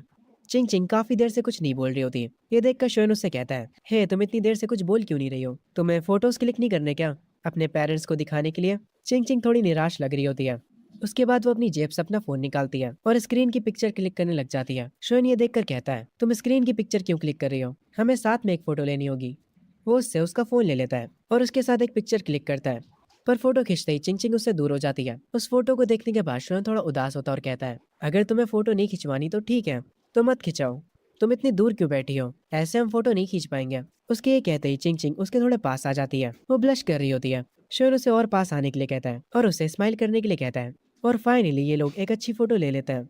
तभी जो मूवी ये लोग देखने आए थे वो स्टार्ट हो जाती है। जैसे ही मूवी शुरू होती है शोन सो जाता है। चिंग चिंग अपनी और शोन की पिक्चर को देखती है और फिर वो शोन को सोते हुए देखती है। और क्योंकि अब शोन सो चुका है इसीलिए वो उन दोनों की फोटोज को देखकर स्माइल कर सकती है। वो तुरंत अपना सोशल मीडिया खोलती है और उस फोटो को बिना किसी कैप्शन के पोस्ट कर देती है और अपने अकाउंट से किसी को भी हाइड नहीं करती है। उसकी मॉम जो कि अपनी बिजनेस ट्रिप पर अपने लैपटॉप पर बैठी काम कर रही होती हैं, उनके पास नोटिफिकेशन आता है कि चिंग चिंग ने कुछ पोस्ट करा है। वो तुरंत उसके पोस्ट को चेक करती हैं और वो हैरान रह जाती हैं। वो तुरंत चिंग चिंग को कॉल करती हैं पर चिंग चिंग का फोन नहीं लगता। उसकी मॉम तुरंत अपने मैनेजर से कहती हैं, मेरे वापस जाने की टिकट तुरंत बुक करो। उसके फादर भी ये फोटो देख लेते हैं। उन्हें काफी गुस्सा आता है। वो शोन के फेस पर जूम करते हैं और उसे ध्यान से देखते हैं। शोन भाई बच के रहना, फील्डिंग सेट हो सकती है तुम्हारी। चिंग चिंग के डैड काफी ज्यादा गुस्से में होते हैं और वो कहते हैं, एक सुअर मेरी बेटी को चुराने की कोशिश कर रहा है, उसको उसकी औकात दिखानी होगी। आखिर वो मेरी बेटी के साथ घूम कैसे रहा है। चिंग चिंग के डैड शोन को कॉल करते हैं। शोन जो कि थिएटर में सो रहा होता है वो अपने फोन के वाइब्रेशन से उठ जाता है। वो अपना फोन उठाता है। चिंग चिंग अपने डैड का नंबर देख लेती है। वो शोन से कहती है, कॉल को काट दो, ये मेरे डैड है। शोन अपने फोन की तरफ देखता और कहता है, उन्हें मेरा नंबर कहाँ से मिला। अरे हाँ, मुझे याद आया, वो बैंक के प्रेसिडेंट है, वो किसी का भी नंबर निकलवा सकते हैं। तभी शोन को शौक लगता है। वो कहता है, अरे हाँ, तुम्हारे डैड तो प्रेसिडेंट है। और उसके बाद वो काफी खुश हो जाता है और कहता है, शायद से अब वो मुझे अपने पास बुलाएंगे और मुझे 1 मिलियन या शायद से 10 मिलियन देकर कहेंगे, मेरी बेटी से दूर हो जाओ, मैंने ये सब मूवीज में होते देखा है। शोन की ये बात सुनकर चिंग चिंग हंसने लग जाती है और कहती है, सपने देखना बंद करो। शोन कहता है, तुम्हें क्या लगता है मैं उनसे पैसे ले लूंगा। चिंग चिंग कहती है, तो क्या तुम्हारा पैसे लेने का इरादा है। शोन कहता है, अरे यार, मिलियन तो दूर की बात है, अगर वो मुझे $1000 भी देंगे तब भी मैं दूर चला जाऊंगा। चिंग चिंग ये सुनने के बाद हल्का सा उसे मारती है। उसके बाद वो लोग थिएटर से निकल आते हैं। इन लोगों ने मूवी देख ली होती है और फोटोज भी ले लिए होते हैं। शोन कहता है, अब मैं घर जा रहा हूँ। चिंग चिंग कहती है, तुम डिनर पे नहीं चलोगे मेरे साथ। शोन कहता है, अभी तो मेरा पेट भरा है, वैसे मुझे ये बताओ तुम कौन से कॉलेज जाने वाली हो। चिंग चिंग सोच में पड़ जाती है। शोन कहता है, ठीक है, भूल जाओ मैंने कुछ पूछा, वैसे मैं शंघाई में जा रहा हूँ। चिंग चिंग कहती है, मैं वॉशरूम होकर आती हूँ। शोन वहाँ खड़ा रहकर उसका वेट करता है। वो इधर उधर देख रहा होता है। तभी उसे कुछ गेमिंग मशीन दिख जाती हैं। वो उन मशीन्स के पास जाते हुए सोच रहा होता है, मेरी पास्ट लाइफ में मैंने टैडी निकालने की कितनी कोशिश करी थी ताकि मैं मंग्याओ को इम्प्रेस कर सकूं, पर मैं बार बार फेल हो जाता था। पर जब आखिरकार मैं सक्सेस हो गया तो उसे उस टॉय से कोई फर्क ही नहीं पड़ा। शोन जो था वो यहाँ पर खड़े होकर एक टॉय को बाहर निकाल लेता है। तभी चिंग चिंग आ जाती है। शोन वो प्लशी उसे दे देता है। वो कहता है, ये तुम्हारा बर्थडे गिफ्ट है। पर फिर वो वापस ले लेता है और कहता है, ठीक है, इसे तुम मत लो। पर चिंग चिंग वो प्लशी उससे छीन लेती है और कहती है, मूवी के पैसे मैंने दिए थे और अब तुमने मुझे प्लशी दे दिया, अब हिसाब बराबर हुआ। शोएन भी कहता है, हाँ ठीक है, चलो अब यहाँ से चलते हैं। शोएन चिंग चिंग को उसकी कार में बैठा देता है और उसे बाय बोलता है। मिस वांग जो कि कार के अंदर बैठी होती है वो कहती है, तुम्हारी मॉम का मुझे कॉल आया था, वो आज रात वापस आ रही हैं और शायद से तुम्हारे डैड भी आएंगे। ये सारी बातें सुनकर चिंग चिंग काफी खुश होती है। उसने जो शोएन के साथ फोटो ली थी वो उस फोटो को अपने वॉलपेपर पर लगा लेती है। हम देखते हैं चिंग चिंग की मॉम अपने घर वापस आ चुकी होती है और वो अपने साथ एक गिफ्ट भी लाई होती है। चिंग चिंग भी अपने घर वापस आ चुकी होती है। उसकी मॉम उसके पास जाती है और कहती है, चिंग चिंग आखिर ये शोएन है कौन। चिंग चिंग कहती है, मैंने आपको कहा तो था वो मेरा बॉयफ्रेंड है, ये देखिए ये उसने मुझे गिफ्ट दिया है। उसकी मॉम कहती है, क्या हमने तुम्हें कभी किसी चीज की कमी होने दी है, तुम हमसे इतनी बदतमीजी कैसे कर सकती हो। चिंग चिंग चिल्लाते हुए कहती है, आपने सही कहा, सब मेरी ही गलती है, अगर मैं पैदा ही ना होती तो ये सब होता ही ना। ये कहकर चिंग चिंग अपने रूम में चली जाती है और अपने रूम में जाकर रोने लगती है। उसकी मॉम को ये देखकर बुरा लगता है। तभी उसके डैड आ जाते हैं और वो कहते हैं, तुमने पता करा क्या मैटर है, ये शोएन और चिंग चिंग वाला। चिंग चिंग की मॉम उसके डैड पर चिल्लाते हुए कहती हैं, ये सब तुम्हारी गलती है, तुम उसका बर्थडे भूल गए। उसके डैड कहते हैं, जरा देखो तो बोल कौन रहा है, तुमने उससे कुछ पूछा भी है। उसकी मॉम कहती है, नहीं, वो सीधी तरह से जवाब नहीं दे रही है। उसके डैड कहते हैं, तो अब हम क्या करेंगे। चिंग चिंग की मॉम कहती हैं, मैं खुद से उस शोएन नाम के लड़के को ढूंढूंगी और उससे इस बारे में बात करूंगी। सीन शिफ्ट होता है शोएन के ऊपर जो कि अपनी शॉप पर होता है और वो चैट पर चिंग चिंग से ही बात कर रहा होता है। वो उससे कह रहा होता है, मुझे अब रिग्रेट हो रहा है, मुझे तुम्हारे साथ डिनर कर लेना चाहिए था, अब मुझे काफी भूख लग रही है। चिंग चिंग भी अपने घर पर अपने पेरेंट्स के साथ डाइनिंग टेबल पर होती है। चिंग चिंग उसके मैसेज का रिप्लाई करते हुए कहती है, तुम्हारे साथ यही होना चाहिए था, अब तुम भूखे ही रहो। खैर फिर भी वो शोएन से पूछती है, अच्छा बताओ मुझे तुम क्या खाना चाहते हो। तभी शोएन को उसकी बॉस बुलाती है, पर फिर भी शोएन फोन में लगा होता है। उसकी बॉस कहती है, तुम्हारे सामने कस्टमर्स हैं, बाद में बात कर लेना। शोएन जल्दी से फोन को छोड़कर कस्टमर्स के पास जाता है। सीन शिफ्ट होता है चिंग चिंग के घर पर। उसके बर्थडे का जो केक बचा था। चिंग चिंग मिस वोंग से कहती है, आंटी वोंग आप इस केक को उस बार में पहुंचा दीजिए जहां हम गए थे। ये सुनने के बाद चिंग चिंग के पेरेंट्स कहते हैं, तुम ये केक किसके पास भेज रही हो। चिंग चिंग कहती है, शोएन के पास। ये सुनकर उसके मॉम डैड हैरान हो जाते हैं। सीन शिफ्ट होता है। आंट वांग उस केक को लेकर शोएन की शॉप पर आ जाती है। शोएन की बॉस कहती है, देखो तो जरा कौन आया है। आंट वोंग कहती है, हाँ मैं कुछ डिलीवर करने आई हूँ। शोएन कहता है, आंट वोंग आप आ गई। आंट वोंग कहती है, चिंग चिंग ने मुझसे कहा था कि मैं इस केक को तुम तक पहुंचा दूं। ये सुनने के बाद शोएन थोड़ा शॉक होता है और वो कहता है, वो सच में शायद से थोड़ी सी पागल है। ये सब देखने के बाद शोएन की बॉस कहती है, मुझे सच सच बताना तुम दोनों डेट कर रहे हो है ना। शोएन कहता है, आप ये किस बारे में बात कर रही हैं, मैंने बस उसकी मदद करी थी। मैंने उससे कहा था कि मुझे भूख लगी है, इसीलिए उसने मुझे ये केक भेज दिया। ये सुनने के बाद बॉस हंसते हुए कहती है, मुझसे मजाक मत करो, मुझे यकीन नहीं होता। तभी सीन शिफ्ट होता है हमारे वे भाई पे। काफी टाइम बाद दिखा है ये लड़का। खैर इस टाइम पर वो कॉफी शॉप पर होता है मैन ग्याओ और उसकी दोस्त के साथ। वे उनसे पूछता है, तो तुम दोनों को मुझसे क्या काम है। मैन ग्याओ कहती है, मुझे बताओ कि आजकल शोएन क्या कर रहा है। वे बताता है कि वो पार्ट टाइम जॉब कर रहा है। ये सुनने के बाद मैन ग्याओ की दोस्त कहती है, मैं अब सब समझ गई, वो गरीब हो चुका है इसीलिए तुम्हें इग्नोर कर रहा है। वैसे भी लड़कियों के पीछे भागने में पैसे खर्च होते हैं। वो ये सुनकर कहता है, नहीं नहीं तुम बिल्कुल गलत सोच रही हो, वो अपने आने वाले ड्राइविंग टेस्ट के लिए बिजी है, वो हमारे साथ अब गेम भी नहीं खेलता। मैन ग्याओ कहती है, तो वो मुझे इग्नोर क्यों कर रहा है। तभी सीन शिफ्ट होता है शोएन पर, जो कि अपने रूम में बैठा चैट पर चिंग चिंग से बातें कर रहा होता है। वो उसे कल के केक के लिए शुक्रिया बोलता है। चिंग चिंग भी उससे बातें करते हुए उसके रिप्लाई में कहती है, वो केक बहुत ही ज्यादा बड़ा था इसीलिए हम उसे खत्म नहीं कर पाए। तब मुझे समझ आया कि मैं उस केक को तुम्हें भी भेज सकती हूँ। शोएन चैट पर उससे पूछता है, चिंग चिंग तुम्हारे और दोस्त नहीं है क्या। ये सुनने के बाद चिंग चिंग थोड़ा शांत हो जाती है और कहती है, तुम्हें इससे क्या मतलब। शोएन कहता है, ऐसा लगता है मैंने सच बोल दिया, कल के केक की वजह से मैं तुमसे अच्छे से बोल रहा था, मैं तुम्हारा एक अच्छा दोस्त बन सकता हूँ। चिंग चिंग कहती है, तुम्हारा शुक्रिया पर इसकी जरूरत नहीं है। शोएन अपने बेड पर लेट जाता है और पूछता है, तुम क्या कर रही हो। चिंग चिंग बोलती है, तुम्हारा इससे क्या मतलब है। शोएन कहता है, मैं बस क्यूरियस हूँ तुम्हारे जैसे अमीर बच्चे अपना टाइम पास कैसे करते हैं। वो कहती है कि मैं कॉमिक्स पढ़ती हूँ, क्या तुम्हें भी वो पसंद है। शोएन कहता है, हाँ मुझे बहुत पसंद है। शोएन कहता है, मैंने जो कॉमिक्स पढ़ी है वो तुमने भी कभी नहीं पढ़ी होंगी। ये सुनने के बाद चिंग चिंग कहती है, आखिर तुम ऐसा क्या पढ़ रहे हो। शोएन कहता है, मैं तो एच मानवा पढ़ता हूँ। ये सुनने के बाद चिंग चिंग उसे ठरकी बोलती है। तभी सीन वापस से वे पर शिफ्ट होता है। वो गुस्से में मेनग्याओ से कहता है, पहले शोएन हर जगह तुम्हारा पीछा किया करता था, पर क्या तुमने कभी उस पर ध्यान दिया है। ये सुनने के बाद मेनग्याओ की दोस्त कहती है, तुम लड़कों को लगता क्या है, अगर तुम हमें अच्छे से ट्रीट करो तो हम तुम्हें हाँ कर देंगे। ये सुनते ही वे कहता है, अगर वो तुम्हें पसंद नहीं था तो तुम्हें उसे रिजेक्ट कर देना चाहिए था, पर तुम उसका फायदा उठाती रही, तुम उससे भी बातें करती रही और उसी टाइम पर तुम दूसरे लड़कों के साथ भी फ्लर्ट कर रही थी। आखिर इसमें तुम्हें मजा क्या आता है। मेनग्याओ की दोस्त कहती है, तुम ये क्या क्या कह रहे हो। वे अपनी कॉफी को उठाते हुए कहता है, तुम प्ले गर्ल्स ऐसे ही बात करती हो। तभी हम शोएन के डैड को देखते हैं, जो कि अपनी चाय के मजे लेते हुए न्यूज़पेपर को पढ़ रहे होते हैं। तभी यहाँ पर शोएन आ जाता है। वो अपने डैड से कहता है, डैड मुझे आपसे कुछ बात करनी है। उसके डैड कहते हैं, अगर तुम्हें पैसे चाहिए तो अपनी माँ से मांग लो। ये कहकर वो वापस से चाय पीने लगते हैं। शोएन कहता है, असल में मुझे ड्राइविंग स्कूल के लिए साइन अप करना है। ये सुनने के बाद उसके डैड कहते हैं, मुझसे पैसे मत मांगो, मैं बहुत गरीब हूँ। पर तभी शोएन एक अजीब सी स्माइल के साथ कहता है, अरे डैड वो बाथरूम की सीलिंग वहाँ पर भी तो शायद पैसे थे और टीवी स्टैंड के नीचे भी पैसे थे।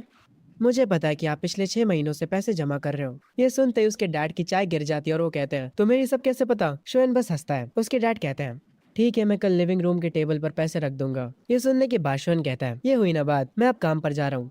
तभी वापस से सीन वे पर आता है। वो मैन ग्याओ और उसकी दोस्त से कहता है, तुम लोग पागल हो, पता नहीं किस तरह का लॉजिक इस्तेमाल कर रहे हो। मैन ग्याओ वे से कहती है, शोएन को मत बताना कि तुम मुझसे मिले थे और मुझे बताओ कि वो कहाँ पर काम करता है। वे उसकी बातों का जवाब नहीं देता और उसे इग्नोर करके यहाँ से जाने लगता है। वे अपनी ही बातों में लगा हुआ था। वो सोच रहा था, यहाँ की दूध वाली चाय अब पहले जैसी नहीं रही। मेनग्याओ की दोस्त मेनग्याओ से कहती है, तुम ज्यादा सोचना बंद करो, कॉलेज में और भी क्यूट क्यूट लड़के मिलेंगे। शोएन को तुम्हें खोने के बाद पछतावा जरूर होगा। मेनग्याओ कहती है, मैं बस ये जानना चाहती हूँ कि वो अचानक से क्यों बदल गया। तभी सीन शिफ्ट होता है चिंग चिंग की मॉम के ऊपर, जो कि शोएन के बार के सामने पहुंच चुकी होती है। वो आंट वांग को कॉल करती है और कहती है, मैं उस लड़के के बार के पास आ चुकी हूँ, अगर चिंग चिंग बाहर निकले तो मुझे तुरंत बता देना। ये कहकर वो फोन रख देती हैं। वो उस बार के अंदर जाने लगती हैं। वो बार के अंदर जाते ही बॉस को और एक वेट्रेस को देखती है और उस बार के अंदर सिर्फ एक ही लड़का होता है जो कि काम कर रहा होता है। उस लड़के को तुरंत देखते ही चिंग चिंग की मॉम समझ जाती है कि यही लड़का उनकी लड़की का बॉयफ्रेंड है। उसकी मॉम उससे जाकर कहती है, तुम्हारा नाम शोएन है ना।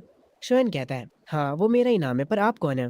वो जाकर एक टेबल के पास बैठने लगती है और कहती है, मैं चिंग चिंग की मॉम हूँ, क्या हम थोड़ी देर के लिए बात कर सकते हैं। शोयन बिना कुछ कहे उनके पास जाकर बैठ जाता है। बॉस ये सीन देखकर वेट्रेस से कहती है, ये लो आ गई मुसीबत। चिंग चिंग की मॉम कहती है, तो मुझे बताओ तुम मेरी बेटी से कहाँ पर मिले थे? शोयन कहता है, हम एक लेक के पास मिले थे और फिर इस बार में एक बार मिले थे और मैं उससे तीसरी बार उसके बर्थडे पर मिला था। ये सुनने के बाद उसकी मॉम कहती है, तो तुम बस मेरी बेटी से 3 बार ही मिले हो और तुम लोग अभी से डेट करने लगे?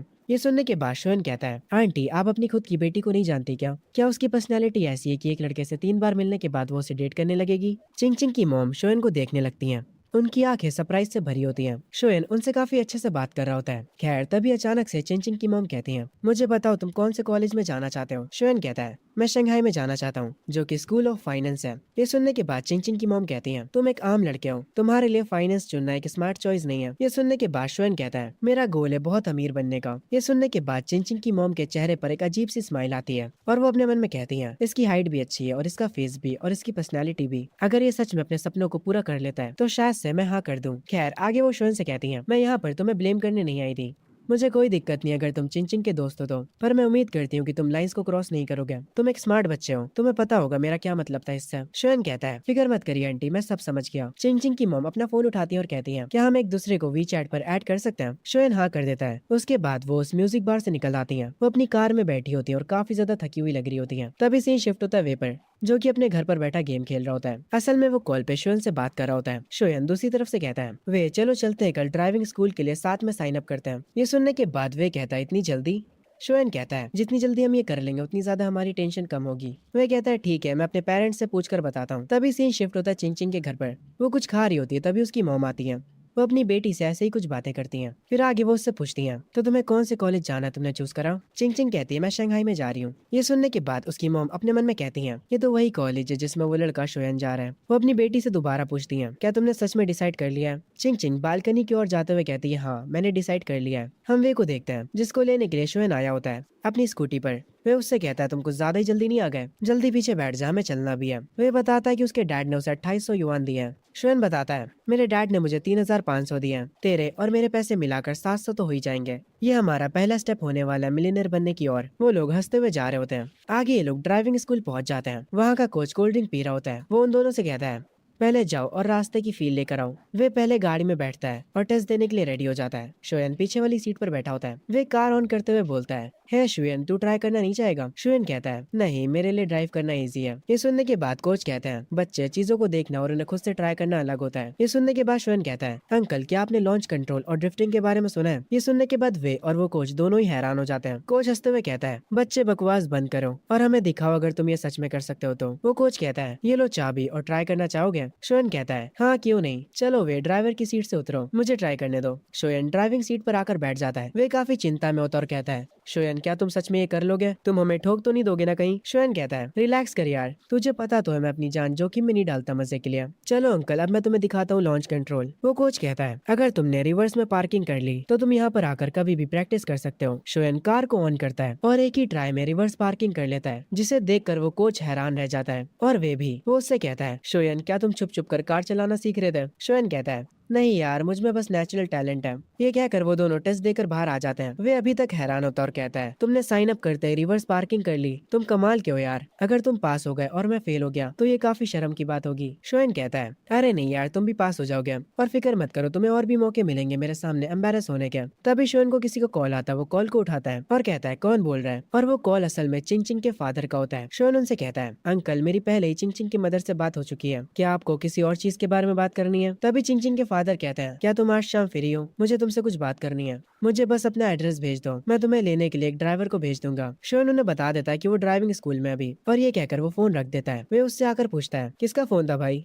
शोयन कहता है, अरे मेरे होने वाले ससुर जी का। ये सुनते ही वे हैरान हो जाता है और कहता है, तुम सच में उस लड़की को डेट कर रहे हो? शोयन वे से कहता है, यार तुम खुद से ही घर चले जाना, असल में मुझे कहीं और जाना है। सीन शिफ्ट होता है चिंग चिंग के फादर के ऑफिस में। शोयन वहाँ पर आया होता है। वो शोयन से बैठने के लिए कहते हैं। शोयन कहता है, अंकल चैन मेरे और आपकी बेटी के बीच क्या चल रहा है? मैं वो सारी चीजें उसकी मॉम को समझा चुका हूँ। चिंग चिंग के डैड कहते हैं, मेरी बेटी ने डिसाइड करा कि वो शंघाई म्यूजिक एकेडमी जाना चाहती है। मैं चाहता हूँ कि तुम अलग कॉलेज को चूज करो, पर इस बात पर शोयन मना कर देता है। चिंग चिंग के डैड कहते हैं, इतनी जल्दी ना मत बोलो, अगर तुम मेरी बात मान लेते हो तो जब तुम ग्रेजुएट हो गए तो मैं एक अच्छी सी जॉब तुम्हारे लिए तैयार रखूंगा। शोयन को ये सुनकर थोड़ा गुस्सा आता और वो उठकर कहता है, बस बस क्योंकि मैं उस कॉलेज में जा रहा हूँ जिसमें आपकी बेटी जा रही है। आप चाहते हो कि मैं अपना कॉलेज बदल लूं? अंकल चेन, क्या आप मुझे नीचा दिखा रहे हैं? आपकी बेटी और मेरे बीच कुछ भी नहीं है। हमारी तो जल्दी एक दूसरे से बात होना भी बंद हो जाएगी। पहले मैं हमेशा उस तरह जीता था जैसे लोग कहते थे, पर अब मैं एक अलग जिंदगी जीना चाहता हूँ। अब अगर कोई मुझे कोई काम करने को मना करता है तो मेरा उस काम को करने का और मन करता है। ये कहकर शोएन जाने लगता है। वो जाते जाते कहता है, आप जब भी लोगों से बात करते हो तो क्या आप खुद को उनसे अपर लेवल का समझते हो, या तो सिर्फ ये तब होता है जब आप मेरे जैसे किसी से बात कर रहे हो। ये कहने के बाद शोएन यहाँ से चला जाता है। अंकल चेन सोच में पड़ जाते हैं। वो तुरंत चिंग चिंग की मॉम को कॉल करते हैं और उनसे कहते हैं, मैंने उस लड़के से बात करी और मुझे ऐसा लगता है कि मैंने चीजों को और खराब कर दिया। चिंग चिंग की मॉम उनसे कहती है, मैंने पहले ही कहा था, वो आम लोगों जैसा नहीं है। तुम मुझसे खुद से बात करना चाहते थे, है ना? और अब तुमने कर ली और देखो क्या हो गया। अब तुम अपनी बेटी से क्या कहोगे? ये कहकर वो कॉल काट देती हैं। चिंग चिंग अपने घर पर बैठी गिटार बजा रही होती है। तभी उसके फोन पर शोन का मैसेज आता है और उस मैसेज में वो कहता है, क्या तुम आज बार में आओगी? मेरा आज गिटार बजाने का मन कर रहा है। चिंग चिंग कहती है, मुझे टाइम बताओ। शोन कहता है, मैं म्यूजिक बार में 11 बजे तक रहूंगा। अगर तुम आती हो तो मैं ओरिजिनल सॉन्ग बजाऊंगा तुम्हारे लिए। ये सुनते ही चिंग चिंग थोड़ा हैरान होती है। वो अपने मन में कह रही होती है, ओरिजिनल सॉन्ग? उसके बाद वो उसके मैसेज का रिप्लाई करते हुए कहती है, ठीक है मैं आऊंगी। शोन कहता है, ठीक है मैं तुम्हारा इंतजार करूंगा। चिंग चिंग काफी खुश लग रही होती है। तभी से ही शिफ्ट होता है बार में। चिंग चिंग अपने गिटार के साथ वहां आ जाती है। शोयन उसे देखने के बाद कहता है, तो तुम आ गई, जहां मन चाहे बैठ जाओ। मैं तुम्हारे लिए पानी लेकर आता हूँ और फिक्र मत करो, इस बार मैं तुम्हारे कप से पानी नहीं पीऊंगा। ये सुनने के बाद चिंग चिंग ब्लश करने लगती है। आगे वो उसे पानी लाकर देता है और उसके सामने बैठकर कहता है, चिंग चिंग पहले तो मैं तुमसे माफी मांगना चाहूंगा। मेरी तुम्हारे डैड से बात हुई थी आज शाम में। उन्होंने कुछ ऐसी चीजें कही थी जिससे मुझे काफी गुस्सा आया था। मैंने तुम्हें आज इनवाइट इसलिए किया ताकि मैं उन्हें गुस्सा दिला सकूं।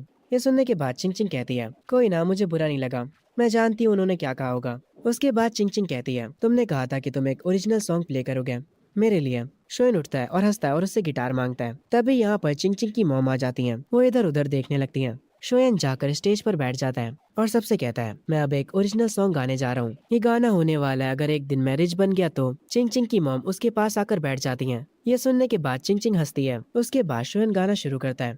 वो उस जगह पर सबका ध्यान अपनी तरफ खींच लेता है। सारे कस्टमर्स को वो गाना सुनकर अच्छा लग रहा होता है। उस म्यूजिक बार में हर कोई एंजॉय कर रहा होता है। शोयन भी अपने सारे इमोशंस के साथ गाना गा रहा होता है। हर किसी की नजरें उसकी तरफ होती हैं। शोयन गाना खत्म करके चिंग चिंग और उसकी मॉम के पास आते हुए कहता है, देखा, मैंने आप लोगों से पहले ही कहा था कि मैं एक जीनियस हूँ। चिंग चिंग उसकी तारीफ करते हुए कहती है, हाँ तुमने सही कहा, तुम्हारा वो ओरिजिनल गाना काफी अच्छा था। चिंग चिंग की मॉम कहती है, मैं इसके डैड की तरफ से तुमसे माफी मांगती हूँ। शोयन कहता है, कोई बात नहीं, अगर उनकी जगह मैं होता तो मैं भी उनके ही जैसा कुछ करता। वो चिंग चिंग की मॉम को भी पानी देता है और कहता है, मुझे बस उनके बात करने का रवैया पसंद नहीं आया। वो ऐसे एक्ट करते जैसे वही सबसे ऊपर है, पर सोने के बाद मैं सब कुछ भूल जाऊंगा। चिंग चिंग की मॉम शोएन से उसके सपने और उसके गोल्स के बारे में पूछती हैं। शोएन एक्साइटेड होकर कहता है, बहुत सारे, मतलब बहुत सारे, मेरा मतलब है बहुत सारे पैसे कमाना। ये सुनने के बाद चिंग चिंग की मॉम कहती हैं, बहुत सारे से तुम्हारा क्या मतलब है, तुम कितने पैसे कमाना चाहते हो? शोएन कहता है, इतने पैसे कि आपके जो एक्स हस्बैंड है उन्हें मुझसे कोई दिक्कत ना हो। उसकी मॉम कहती है, क्या पैसे तुम्हारे लिए इतने मैटर करते हैं? शोएन कहता है,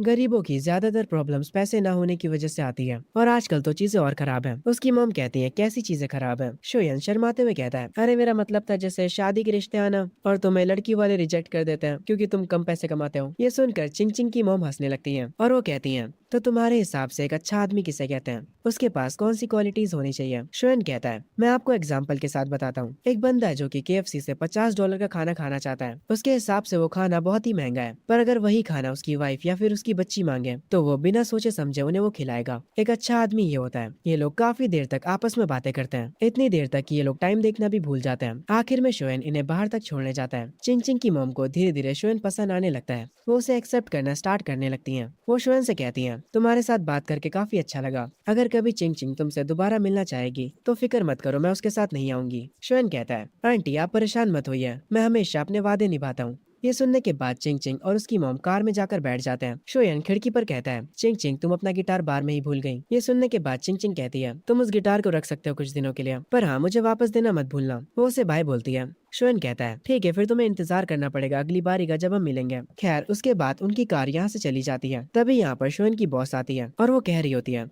लगता है ये एक रोम कॉम की शुरुआत है। शोएन उनकी तरफ देखता है। बॉस हंसते हुए कहती है, तुम अपनी सासू माँ से 2 बार मिल चुके हो और अभी भी नाटक कर रहे हो। आखिर ऐसा कैसे हो सकता है कि तुम्हें इतनी प्यारी चिंग चिंग पसंद नहीं? ये सुनने के बाद शोएन कहता है, अगर आप खूबसूरती को प्रायोरिटी बनाकर ये सब चीजें कह रही हैं तो ऐसे तो मैं आपको भी पसंद करता हूँ। ये सुनने के बाद बॉस हंसने लगती है और कहती है, जाओ अपना गिटार पकड़ो और अंदर जाकर गाना गाँव। सीन शिफ्ट होता है ड्राइविंग टेस्ट पर। वे गाड़ी चलाना सीख ही नहीं पा रहा होता। वो गाड़ी को इधर उधर घुमा रहा होता है। कोच भी उस पे काफी गुस्सा करता है। आखिर में वो गाड़ी से उतर जाता और कहता है, मुझे काफी अनोइंग लग रहा है, मैं कभी दोबारा तेरे साथ ड्राइविंग सीखने नहीं आऊंगा। मेरा सारा मोटिवेशन तेल लेने चला गया। शोएन कहता है, अरे यार तुम कितने बेकार हो इस चीज में। तभी वे शोएन से पूछता है, अच्छा मुझे बताओ तुम्हारी गर्लफ्रेंड कैसी दिखती है। शोएन कहता है, वो बहुत ही ज्यादा खूबसूरत है। दोनों ऐसे ही बातें करने लगते हैं। उसके बाद शोएन अपनी जॉब पर आ जाता है। वो वहाँ पर अपना फोन निकालता है। वहाँ पर वो ग्रुप चैट चेक करता है जिसमें स्कूल का एक स्टूडेंट कह रहा होता है, ऐसा लगता है कि शोएन का टेस्ट भी काफी अच्छा गया है, पर क्या वो इंग्लिश में पास हो पाएगा। अगर कोई कॉलेज उसे लेता है तो मैं लाइव स्ट्रीम पर आकर टट्टी खाऊंगा। सब लोग बेसिकली शोएन का मजाक उड़ा रहे होते हैं,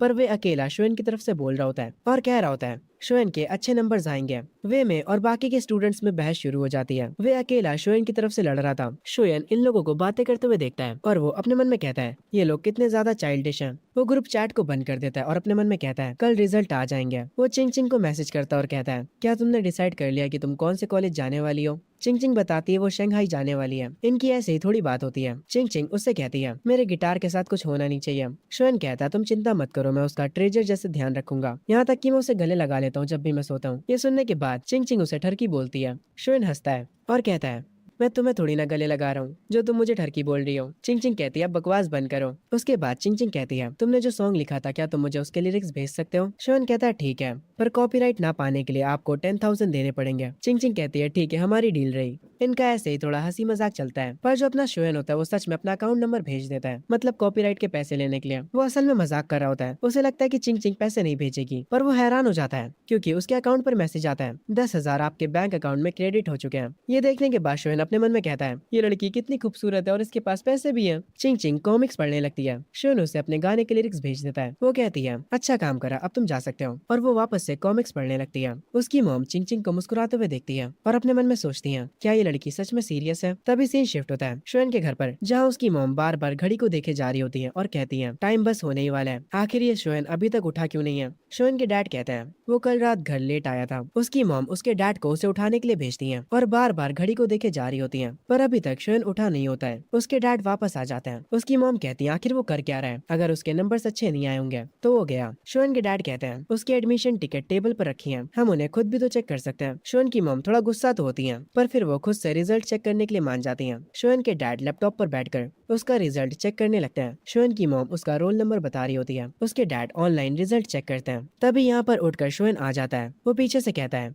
तो क्या आप लोगों को मेरा रिजल्ट मिल गया। उसकी मॉम कहती है, वही ढूंढ रहे हैं, क्या ये इंटरनेट सही नहीं चल रहा है। शोएन अपना फोन निकालते हुए कहता है, एक सेकंड रुकिए, मैं अपने फोन पर चेक करता हूँ। और जब वो अपनी इन्फॉर्मेशन डालता है तब उसका रिजल्ट उसके फोन पर आ जाता है और शोएन का स्कोर आया होता 558, जिसे देखकर उसकी मॉम कुछ ज्यादा ही खुश हो जाती हैं। उसके इंग्लिश के नंबर्स देखकर उसके डैड इतने शौक हो जाते हैं कि वो कहते हैं, क्या तुमने इंग्लिश में चीटिंग करी थी। शोएन हंसते हुए कहता है, नहीं, मैं बस लकी था, मैंने हर एक चीज सही गेस करी थी। शोएन का जो रिजल्ट होता है वो टॉप टियर होता है, जिसे देखकर उसके पेरेंट्स काफी ज्यादा खुश होते हैं। शोएन की मॉम कहती है, जल्दी से इसके ग्रैंडपा और इसकी ग्रैंडमा को कॉल करिए और उन्हें ये खुशखबरी बताइए और बाकी सारे रिलेटिव्स को भी। शोएन कहता है, मैंने तो पहले ही आपसे कहा था कि मैं टॉप ग्रेड लाने वाला हूँ। शोएन अपना फोन चेक करता है। उससे वे का मैसेज आया होता है जो कि उसे बताता है कि उसे 507 नंबर्स मिले हैं। वो शोएन से उसका रिजल्ट पूछता है और जब वो शोएन का रिजल्ट सुनता है वो हैरान रह जाता है। वो शोएन से कहता है, सच में तुम्हारे इंग्लिश में 125 कैसे आए। तुमने पक्की बात है चीटिंग करी होगी। तुम्हारे 558 आए, तुम सच में एक टॉप कॉलेज में जा सकते हो। वे शोएन के लिए खुश होता है। उनकी स्कूल की ग्रुप चैट में काफी शोर मच रहा होता है। वे अपने मन में कहता है, अभी तो मैं तुम लोगों को एक सरप्राइज देने वाला हूँ। तो मैं शोएन का रिजल्ट बताकर वो ग्रुप चैट में शोएन का रिजल्ट सेंड कर देता है और उसका रिजल्ट देखने के बाद पूरी की पूरी चैट क्रेजी हो जाती है। वो चैट फुल ऑफ रिएक्शन से भर जाती है। सब लोग शोएन की तारीफ कर रहे होते हैं। दूसरी तरफ हम मेनग्याओ को देखते हैं जो कि अपने फोन पर उसी ग्रुप चैट को देख रही होती है और अपने मन में कह रही होती है, आखिर ये कैसे पॉसिबल हो सकता है। शोएन ने 558 स्कोर किया है। वो लड़का पहले मेरे पीछे पागल था और मैं उसे अटेंशन भी नहीं देती थी। आखिर ये सब कब चेंज हो गया, आखिर क्यों, वो मुझे छोड़ने के बाद और बेटर कैसे हो गया। ये कहते वक्त मेनग्याओ की आंखों से आंसू बहने लगते हैं और वो अपने फोन को वापस से अपनी पॉकेट में रख लेती है और वो गहरी सोच में डूब जाती है।